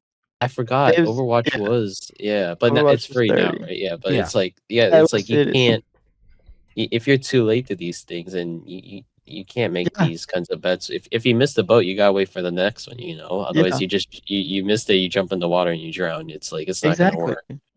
So I think that's the issue. That's also why indie games handle it better because they have shorter development periods, and yes, definitely you can really catch those shifts a lot quicker, as we see clearly with the sort of the friend swap games. It's been like a couple. I mean, I would say maybe it really started with Among Us in the pandemic, maybe. But it doesn't take long. It doesn't take long to make these games, and people are still interested. So there's still a lot of time for that. So that's why you see a lot of indie games doing that, obviously because it makes money. Another one that's on a lesser scale, but you see it on Steam a lot, are these like shop-esque simulators. There's a ton of those. And I've played a lot of them, but at a certain point they're all kind of the same. But that's clearly another one where you could probably make a game and still do pretty well as long as you market yourself. But with these bigger games and companies, you gotta be a bit more strategic with how you approach 100% that and your investments. I was gonna add, just to throw some positivity, Willis, you mentioned they refunded you for cosmetics, though. They did. Bought in that game. Okay, that is. I have to fill out, I think, like a form to get it back. Oh, interesting. But there is a way to get my money back. Yes. Because.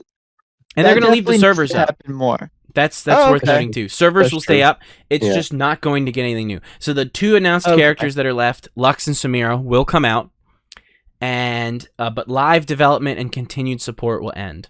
Which, to be honest, is close to what a lot of fighting games go through. A lot of them only get one DLC pass and then it's done. You're 2 characters short of that. Usually they're 4. You got 2. Actually, no, because they released. I'm forgetting her name. But the one girl who has the cannon, and then Thresh as well. also are added. So you really got like one season of DLC, and then that's it. And that's what a lot of indie fighting games go through, to be Right. honest. But yes, I think more so like games that end like that, refunding cosmetics should be a Yes. requirement. I agree. Oh yeah. Just to, I don't want to throw anything under the bus too harsh, but Splitgate, I think they should refund all those cosmetics. Mm-hmm. That game is going nowhere, and they still made money on cosmetics. So Yeah, I agree. I'm surprised Riot's giving money back, honestly. Splitgate is one example, but I'm glad to hear. Yeah, no, that's very surprising. I was very surprised when I heard that, because honestly, like, I don't recall any other game that ended that early and has cosmetics ever refunding it. Never hear about that. So No. that definitely has to stick around. Yeah. Yeah. No, you raise a great point. I wish it was more common. I think I don't know. I'm curious to see how Riot handles this too, where it's one of those things like, oh, do you want your money back, or do you want it in Riot points for League? Ooh, You know, it's gonna be one of those things. I'm curious. I haven't done the process. I genuinely, 10 minutes before we started the podcast, I got the email that was like, hey, you should receive an email in the next 2 weeks. If you don't before November 1st, email us. To get your money back. Granted, I did not spend a lot of money on the game. I spent like I think $20. I got like the battle pass so that I could get the Warwick skin. It was still early, right? It was very early, yeah. Couldn't have had anything too grandeur, but no. Interesting. Yeah, I'd like to see it become an industry standard. Yeah, no, most definitely. At least for games that have lifespans like that. I'm not saying for like the day Fortnite shuts down, they they can't. That would never happen. Billions of dollars. But no, for something like that. I think though, even if they didn't give me my money back, I do like that the game is not completely destroying servers. They're gonna allow for client-side play. They're gonna allow for it to stay open. They're just not gonna support the game anymore. And I think that also means that if it kept a good audience for a while, maybe one day they could revamp it. Absolutely. Mm-hmm. I like that it's not like the stop killing games movement is at this point. I'm glad to see Riot doing that. I can't believe I'm complimenting them. They make so many mistakes, but I can give them props where they deserve it, and I think that's important. And that it's good to support consumers getting their money back, even if it ends up being one of those. Would you like us to just put money in your League account? Because I mean, I play League. I don't even know if I'd hate that. You know, fuck it. Give me the $20. I'll buy a skin. I don't care. You play League. Yeah, quote me on it. Put it on my gravestone. At the end of the day, he was playing League. You know, it is what it is. But why can't that be an industry standard? I don't know. That used to be a thing when we were kids. Even if a game didn't have its servers, you could play local. You could run your own server. The fact that we've moved away from that it feels like such a spit in the face of consumers. It is strange. It's weird. It's really weird. Couch co-op isn't even like a thing anymore. I know. It's like just like Split Fiction and like other games. Great game, by the way. Exactly. I have heard good things. Yeah, no, that is good that Riot did that, but I think it's because it's Riot and they can. I mean, I'm sure internally this was like a big debate to even like shutter down development, but that's why I also think this is no way a financial thing, because it's like they probably knew what they were getting into, and it's like I think they just didn't. Someone just didn't want to do they never liked the fighting game. They didn't want to do it in the moment they got a chance to kill it. They did, but probably with resistance to like at least refund and keep the servers open. But I think someone just didn't like to XKO and internally, and they wanted to kill it. I agree. Not like financially or anything. Yeah. I remember being super excited for it, and then I fell off it pretty hard. It was a very challenging game. I think that did not help. The fact that it was really tough to get into. And it's sad. It makes me sad because I think it was cool. And I think that it had a lot of promise, but they just couldn't execute. So it is what it is. I'm hearing those like, damn, dude, I'd be so nervous to get into the fighting game genre, man. Because like even Invincible versus Marvel Tokon or whatever. Yeah. It's like, damn, dude, those require like a lot to get a running start.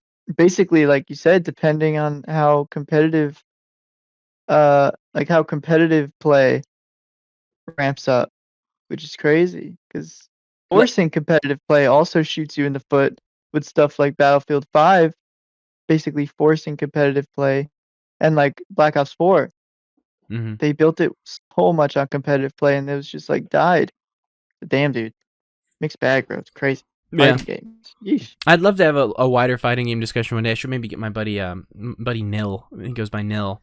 Shout out to him. He may actually be watching on Twitch. He mods the Twitch chat some days.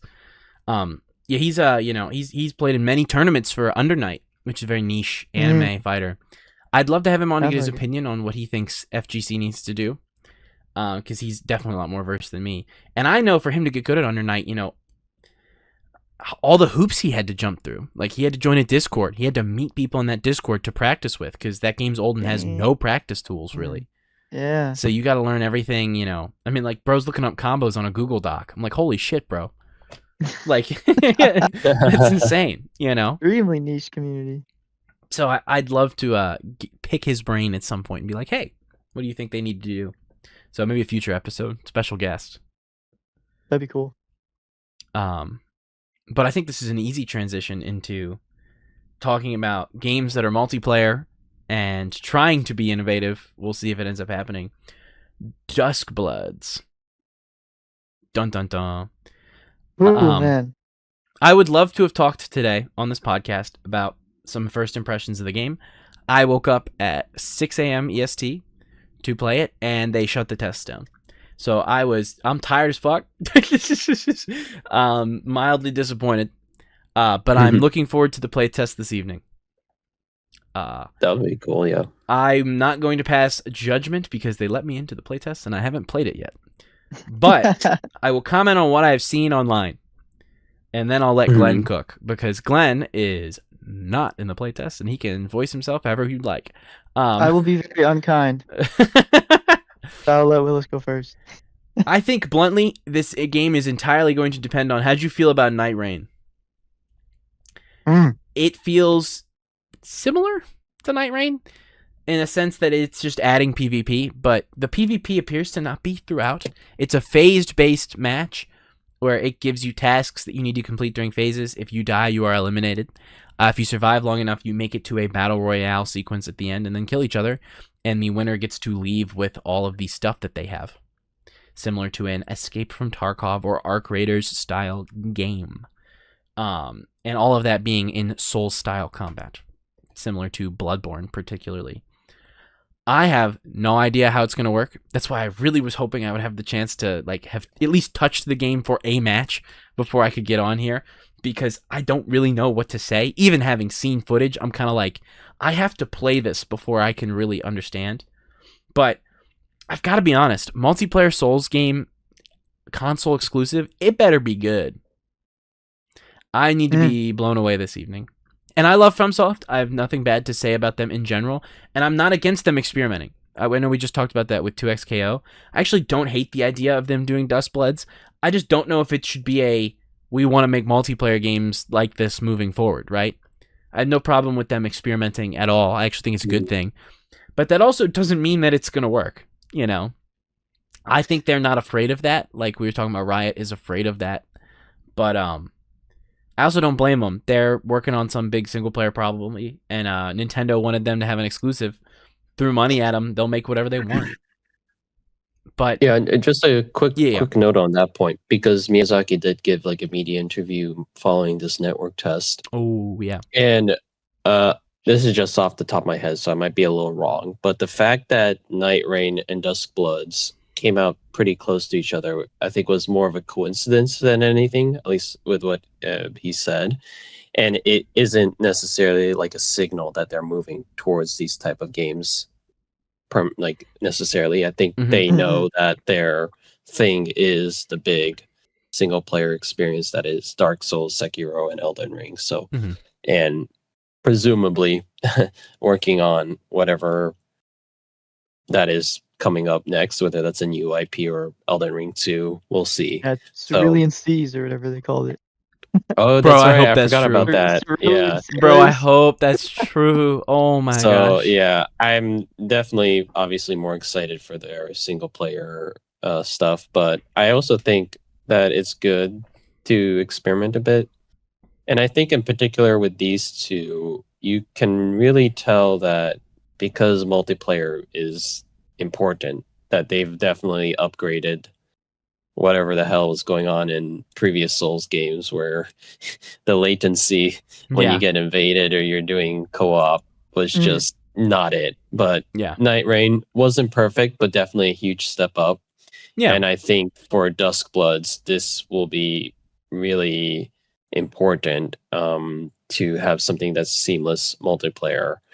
And especially then you're also doing this on a Switch, so that's a completely different environment. But they did highlight that they did approach Nintendo first for this one, which was also interesting in the interview they gave. It wasn't the other way around, which is what I assumed.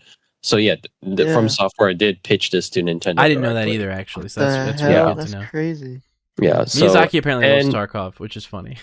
Right, yeah. And at the very least, I think even if these two aren't your games, I did get Night Rain, but I didn't play a lot of it. Not really my thing. Never did co-op or invasions in their other games as well. But it will benefit their single player because they always have like the invasions or the co-op stuff. So I think being able to experiment more and improve their multiplayer capabilities will be a big boon for their eventual main single player game. Oh yeah. Definitely. That's what I want to happen. I wanted these to be chances to improve the multiplayer sections of the single player experience. Yeah. Because the most I've played of Souls multiplayer was in Armored Core.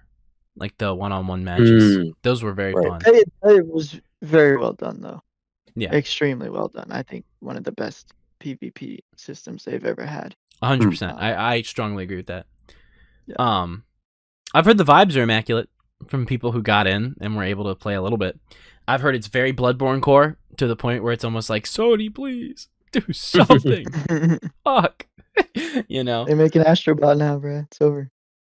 Even that, apparently, did you see that leak that they're going to move away from Astrobot as their like mascot now or something? I hate to tell you that on cam. That is devastating if true, bro. You might want to look this up while I'm yapping. Well done. You thought killing physical is just the discs? No, that bot's gone too. Oh, dude. All right. I can't get too sidetracked. No. Here, let me get into ranting about Duskbloods, and you can look that up in the background. Okay. Yeah, I'll see what I can find. But I mean, I think a lot of it is going to depend upon the vibes. I really do. Like, one of the reasons Night Rain, I think, suffered was it's really fun. And I actually played a lot of Night Rain. Played a lot of co-op Night Rain. And I think I have like 100-something hours in the game. And I beat every boss. I saw the endings. I really liked Night Rain, but it's so much more fun co-op. I really hope that they have balanced this to be a single-player experience. Because Night Rain definitely sucked as a single-player experience. Yeah. And I need to know how much of this is PvP. Because it's PvPvE, and I need to understand how much of this is me just doing stuff on my own, and then at the end of a match, I fight other players. Because I'm not against that, like fighting different bosses and stuff, and then doing a run. And also, here's my other problem. I've complained about this with League, and Night Rain suffered from it too. A lot of games like this are fun because they're an in-and-out experience. I've heard Duskbloods matches are 30 minutes. It's a long time. Interesting. That is a long time. That's a really long time to like build up your character to then do PvP stuff at the end. That's a good commitment of time. You could be making a really rage-inducing game, which maybe that's their goal, to make something challenging as they have with, something like Sekiro, where they're not afraid of it being hard. It's going to be a League-like scenario where you're locked in this 30-minute match, and I guess if you get eliminated, right, then it's over. Yeah. Well, so maybe it's not as big a deal. But I need to know how hard the game is, how consistent it is, and what you get for winning. If you get like huge rewards for winning and stuff like that, similar to an extraction shooter, perhaps that loop is there. And it would be interesting to see if it gives you that one more match feeling. Because I'm not sure I always got that with Night Rain. If I was playing with friends and then we quit, there was no like, maybe I hop on solo queue for a bit or something. I never felt that way. I was always like, all right, well, I guess we'll just play again whenever everybody's free. And eventually one day people just stopped being free and then it was done. So from what I've read, I think so two things. I think PvP seems like it's unavoidable, at least getting all the way to the end. Yeah. So I don't think you can completely avoid the PvP. That makes sense. But that's different than being able to play, solo, right? Mhm. Whereas, the Night Rain, no PvP, right? And it was purely PvE.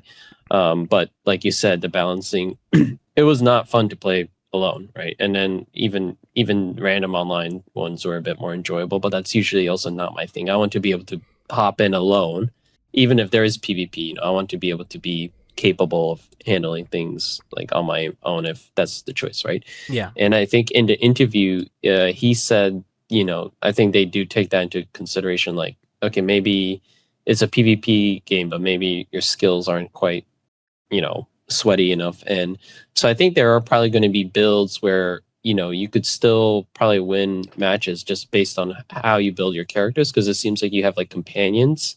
So if you are not as skilled in pure like mechanical PvP, you could just focus on builds where your companions are stronger, or Yes.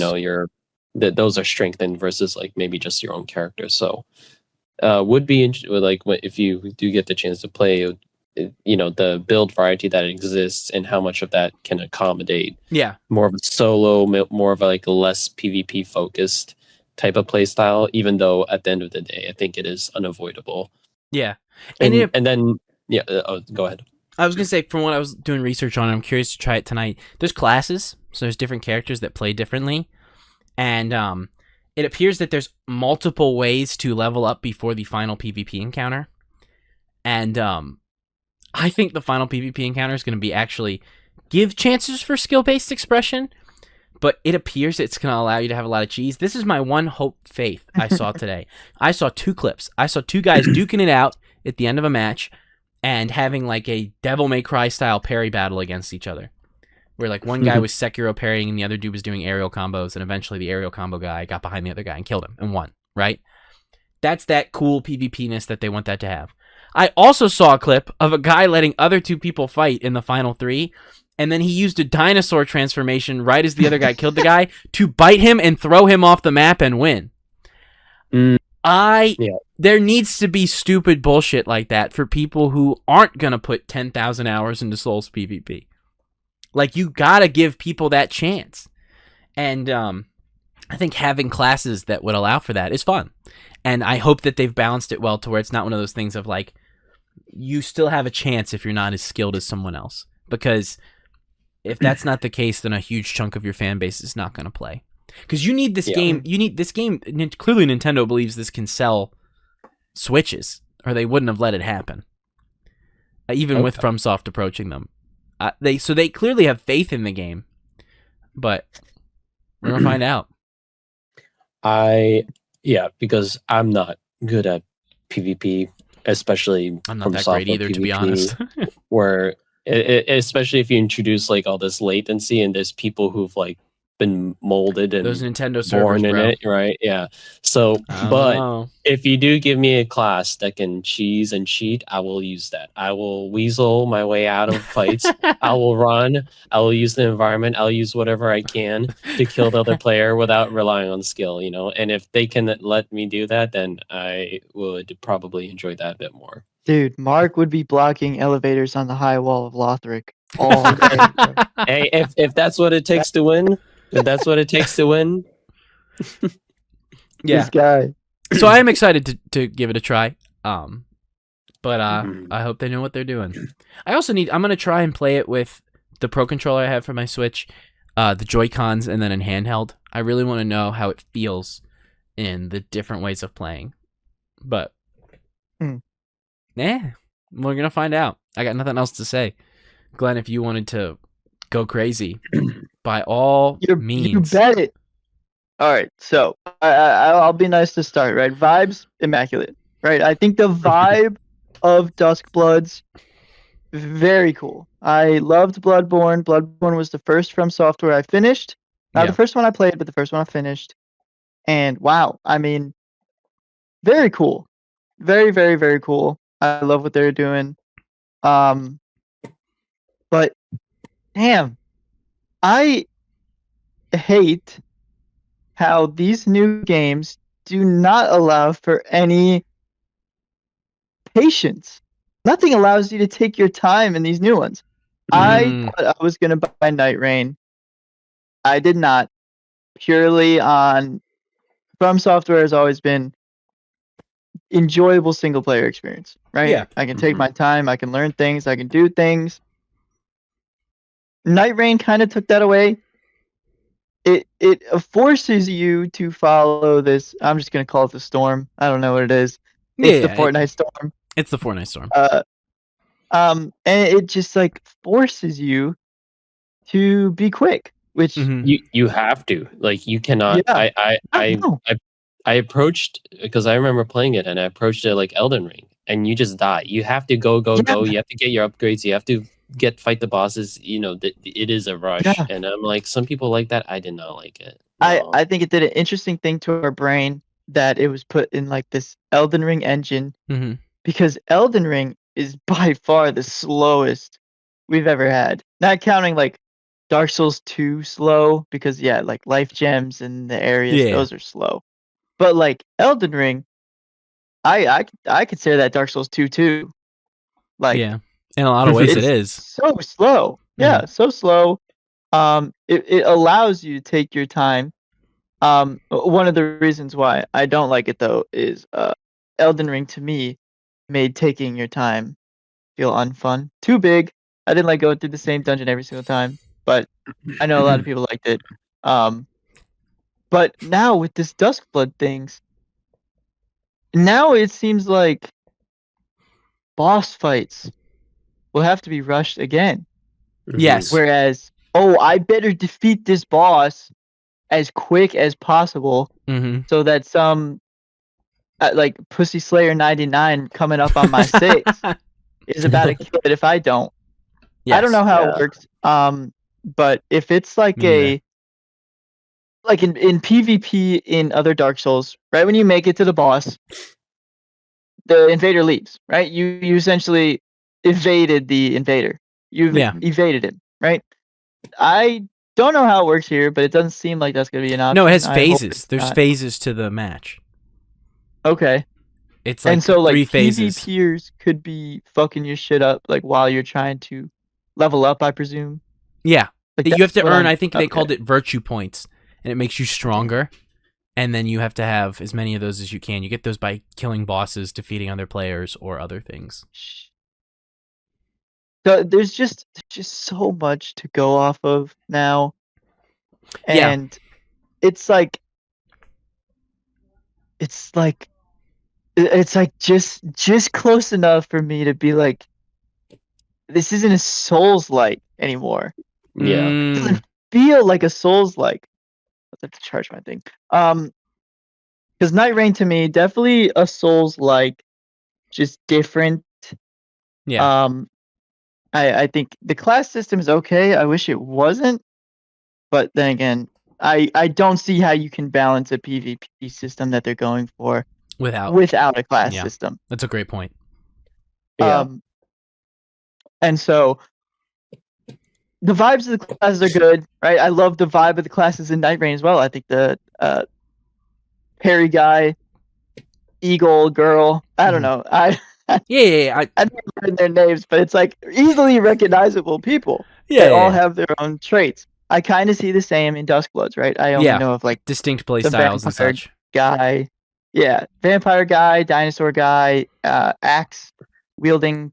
Yeah, like moon wizard guy, etc. Yes, Vietnamese girl. Yeah, there you go. Yeah, and then we have Zork. And then we got Zork, the guy who T-poses and uses the rocket like fucking Armored Core. Right, that was the reveal of him soaring through the fucking sky. Yeah, above, if you like Armored Core, there's your class. It's me. They're talking to me. Like, he was flying over Rhea Lucario or whatever. That was a funny scene. But that being said, the final point I wanted to make: the Switch 2. All right, that was a pretty big bombshell when I heard Mark say from Soft approach Nintendo with this. That was for me too. I think, yeah. Okay. I'll just base my assumption off of that, because that's wild. Like, the Switch 2 exclusivity, that's like, bro, you're going after Nintendo heads. Like, Yeah. are you sure? Like, this is like the FromSoft PvP community that you're forcing to be on Switch. Like, they take it seriously. Yeah, People they're a are hardcore 8-year-old community. kid. FromSoft, It's like yes. getting into this game. Bro, some poor That's what I'm child's saying, gonna man. get dunked on, bro. I don't see this being the best money generator. I don't think it's gonna sell Switch 2s. I'm sorry. I don't think so I either. And I'm excited, think but so. Yeah, I think it's very easy as a fan like us, Willis, to be excited. Oh, yeah. For you specifically, you have more than enough reasons to get the Switch 2, and now Yeah. you have Duskbloods. Bro, and it feels like a bonus. It's not easy. the reason I bought the Switch. I think that's a great Exactly. point. Yeah. And depending on who approached who, I don't see this in resulting in more Switch 2 sales. I think the people that love the Switch 2 have it, and there isn't a Switch 2 and Dark Souls overlap. I don't see that connection being like that big a deal. So I'm not buying it. I've made that very clear. I've Yeah. always hated the From Software PvP. It's not your style. I'm not gonna buy a whole game that is based around that. Vibes are immaculate. I could easily I see the funniness and appeal of calling it Bloodborne 2. Yeah. That's funny. It is funny. I think the vibe is there. It At is. the end of It's the very day, Bloodborne core. Yeah. Scary moon, vampires. Apparently you literally Bloodborne. apparently when you win the match, you like take the blood of the other players and offer it to the moon. That's like the winning animation. Dude, it's like that's crazy Bloodborne influence. Hey, after what we saw on Night Rain, Nameless King coming back, Artorias coming back, I would not be surprised if we see some Bloodborne bosses. Oh, yeah. Just thrown up in there, same movesets, put the moon presence in there. Bro, if a dude's fight right before the final PvP fight is Gurman, tough. Yo. Tough scenes. That's gonna be fun. That's a run ender. That's a run ender. Even if they call it currency insight in Duskbloods, bro, I'd be like, oh, okay, they're cooking. I really agree with you. I think in my initial excitement for Duskbloods was different than how I feel about it right now. Because I'm still excited. I'm very happy they let me in their playtest. Thank you, From Software and Nintendo. That being said, I didn't hate the idea when people were saying it's an extraction game. Because in my mind, I liked the idea of a FromSoft game, Bloodborne-esque, with maybe a campaign, right? That as you play through it, you are on a server, essentially. You're playing through this story, you're interacting with it, maybe as a more mission-based story than something like Bloodborne originally, so it's more like Armored Core, right? But when you go into these instances for missions, there's just other people there. Like, and it makes that world feel alive, right? And it's like, could this person help you kill the boss? Could they kill you and take your stuff? Similar to Arc Raiders. I think that's a cool idea for a Souls game. I actually really like that. And so initially, I wasn't against the idea of, oh yeah, just adding an extra layer of fear to your Souls run. Like, I could lose my souls now instead of just to an enemy, to another player who has an incentive to kill me. Maybe they want to take my souls, you know? Or maybe they're here and want help with a boss, right? And so you work together. I thought that was a cool, natural progression to add tension to the already very tension-filled Souls-like, right? Yeah. So when I started hearing reports that it was like 30-minute matches with phases, I'm not gonna lie, that did disappoint me a little bit. That wasn't what I was envisioning when Miyazaki talked about his Tarkov influence he was putting into the game. I imagined a Souls-style boss fight mission-based game that just happened to have people in it. Like now there is no invasions. The multiplayer is just seamless. And I was like, that's cool, because maybe you wouldn't need a lot of players to keep that game alive. Because, you know, it would make it more sparse, but there'd still be people you'd run into, you know? Similar to a fighting game, right? Like, how many people do you... Like, when you do a mission, how many people do you need in that mission? 4? Wouldn't need a lot to make it tense of, like, is that an NPC or is that a person? I don't know. right? Yeah. It's interesting, but it appears they're not taking it that direction. And maybe I'm wrong. Yeah. Maybe I will boot it up tonight. It will have a campaign, and you just do these 30-minute runs, and you're kind of focused on killing a boss, and then end up having to PvP because everybody has to kill the same boss, so you got to kill each other and then do it. Maybe I'm wrong. Yeah. But my impression of what I saw, such as seeing a clip of a match win animation, that doesn't give me hope of that seamless experience I was hoping for. But I'll let them cook. I have not touched the game. I hate passing judgment on something I have not touched, especially now that I have the opportunity for it. It would be one thing if I was in your situation, Glenn, where I'd have to literally buy a Switch for it. That's tough, right? I already had the Switch, as you made a great point. You know, this was not why I bought the Switch. I bought the Switch for Mario Kart and for The Legend of Zelda. That is why I own this Switch. Those two are huge influences. I spend a lot of time in those games. I like both of those.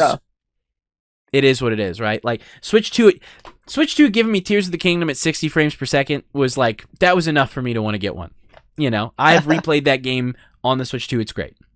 But yeah, I don't know. I will have to wait and see. But I am a little disappointed that it wasn't this idea I had, because I got really excited about that idea. I was like, Bloodborne 2 with seamless player-to-player interaction sounded cool to me. But and I think at the end of the day, network tests getting shut down. That's what it's there for. I was about to say, nothing's bad about that, by the way. I'm disappointed because I went to bed late last night. I was playing Kingdom Hearts at like 1 in the morning, and then was like, oh, yeah, they emailed me. This is Mark was there when this happened. I was on with Mark and Marco. Wish Marco could have been here today. I was playing Kingdom Hearts 1, went, I never checked my email for the times for the network test. Opened that bitch up, said 6 a.m. EST, and I went, went to bed, barely got any sleep, to get up to see that it was canceled. And then I'm like, well, I guess I'm up. Time to make breakfast before I have to go to work. You know, like, it's one of those days. I was already only going to get like 2 hours in anyway, because I was going to have to go to work. And it was like, Yeah, that's rough. And I think, I mean, that's what it's there for. Network tested. You don't want to do that shit on launch. Yeah, network tested. I already saw that animation of it. Was the main menu, and like that was like the boss slain animation from like Elden Ring, where it says like the title, and it was like network tested. That's pretty funny. So it is what it is, right? Like, this is what it was for. As much as I think people are sad. I think at the end of the day, they had to learn what the Switch 2 can handle, and they're like, "All right, boys, let's try something else. Do some we need to beef up those servers. Turn up. Rev up those priors. Yeah, I mean, we'll see. I think it won't. I don't know what to say, because Bloodborne is exclusive forever, but I don't think Duskbloods will be exclusive forever. But we'll see. Who knows at this point? Because Bloodborne, that's there to stay. Yeah, go ahead. No, I was gonna say I am probably going to show up as a data point for having gotten the Switch 2 because of this. Because well, see, here's the thing. Like, I'm already very on the fence. Like, I've been like sort of thinking about getting a Switch 2, mainly because to play 14. But yeah, I'll be honest. Like, that might be enough. And I might probably buy it within the next couple months and then play Duskbloods just to see. I think that's what they're waiting for.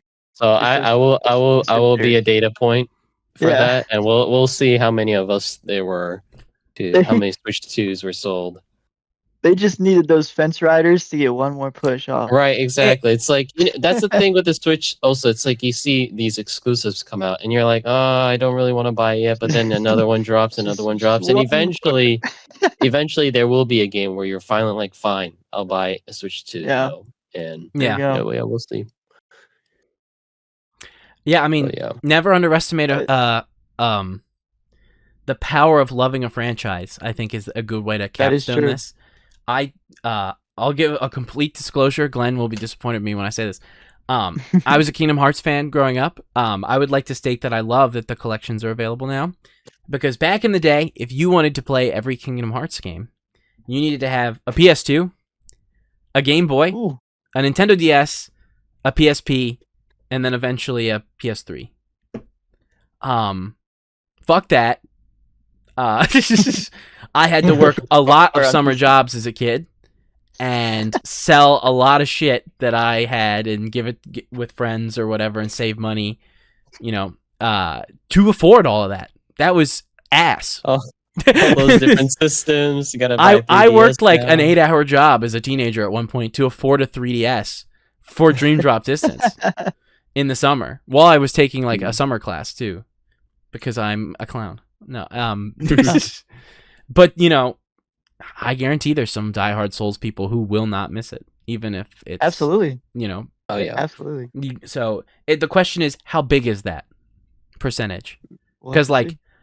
it's been proven time and time again, us Kingdom Hearts fans are diehards. We will make all the pivots, and I'm happy that you can just play on anything now.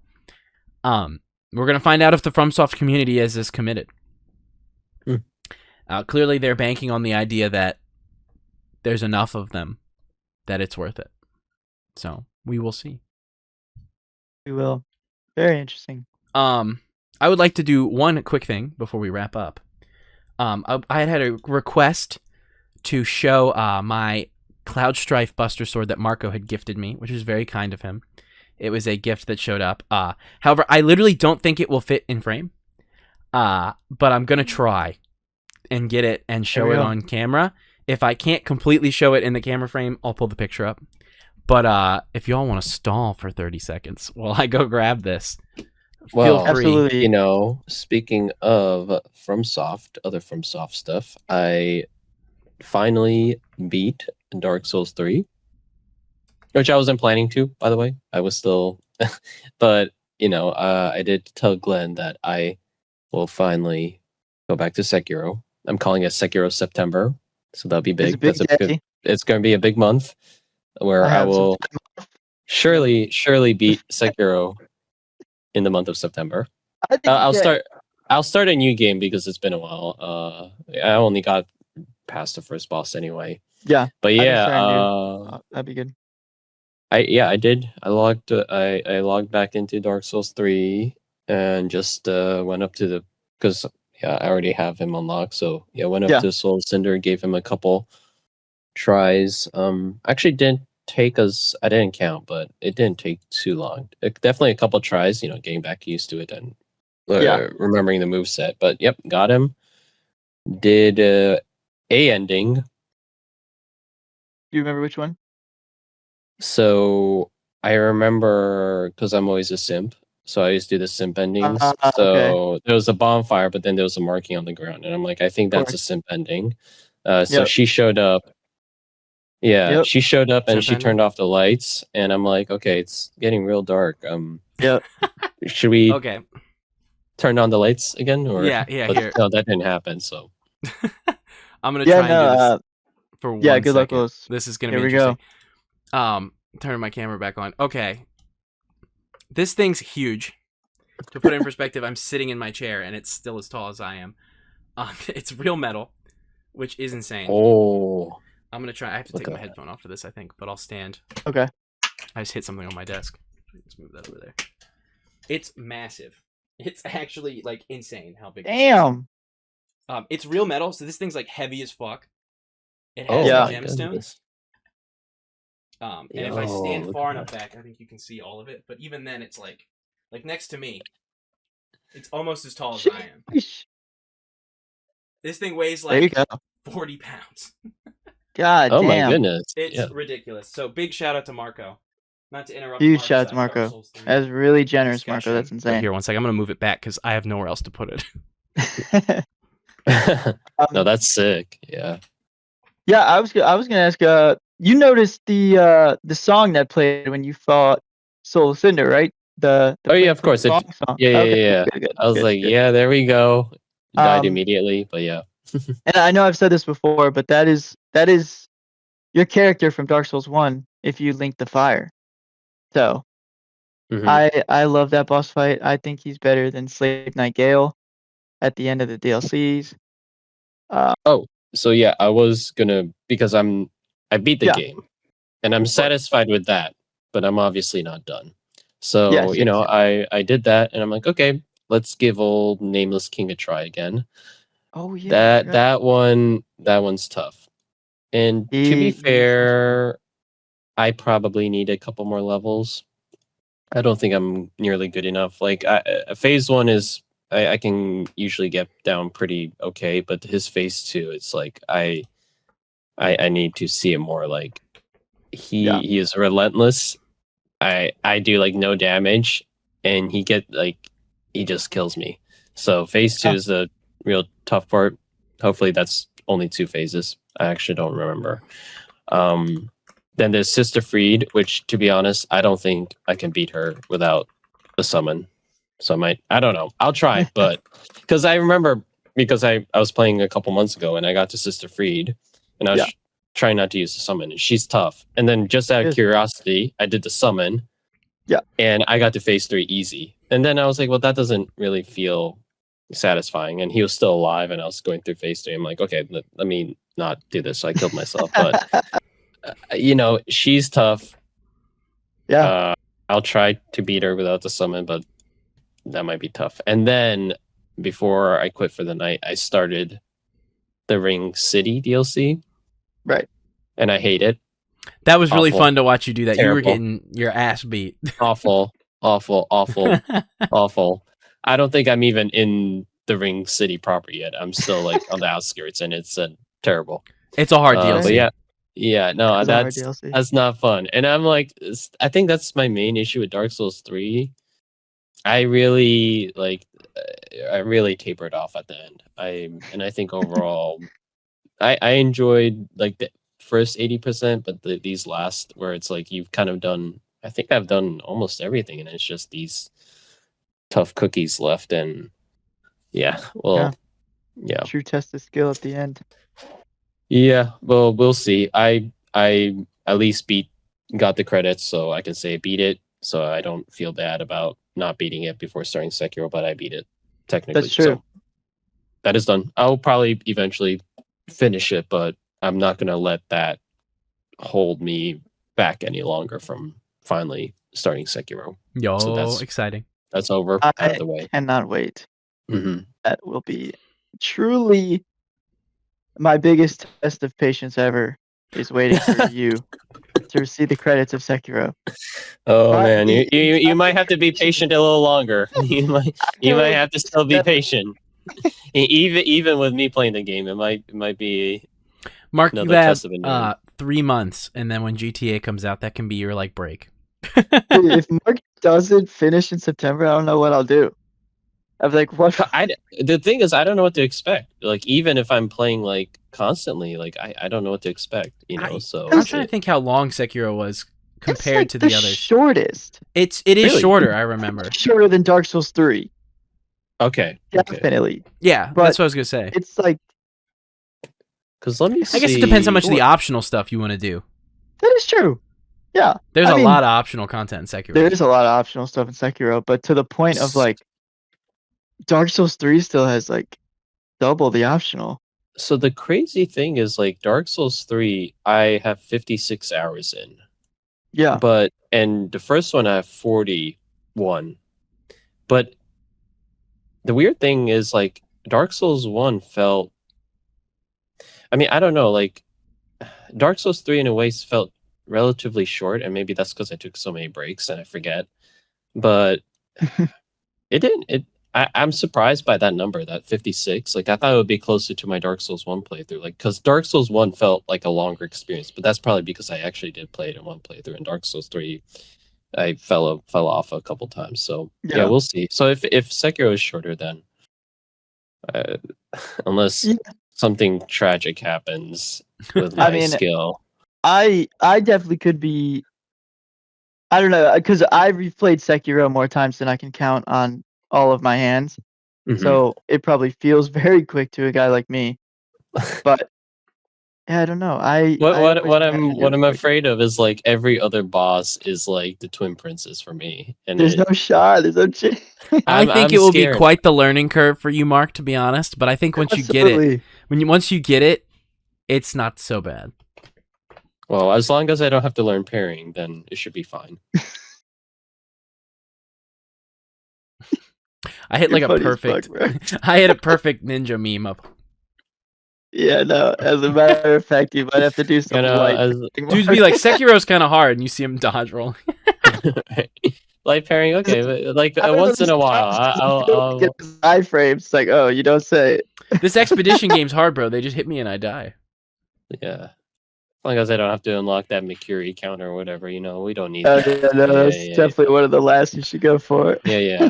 Totally. As long as we have, I think it should be light work as long as I don't. So, Yeah, the wasted skill for real.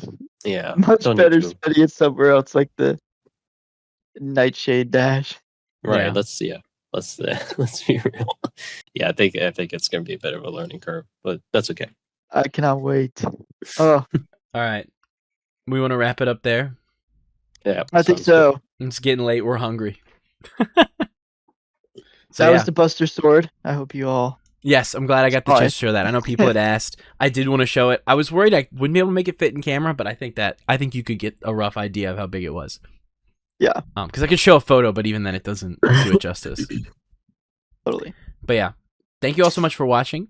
We will be back next week, maybe Wednesday, maybe Friday. I don't know what people's schedules look like. We may do a Friday one again so that we can talk about GTA. That's true. The day after it happens. That might be a good move. Yeah. So we may do Friday again next week. Is a heads up for everybody. So, other than that, thank you all. Take care. We'll see you next week. Thank you, everybody. Thank you for watching. Bye. Thanks for watching. Bye. We love you. Excuse me. Bye. A damn fine cup of coffee.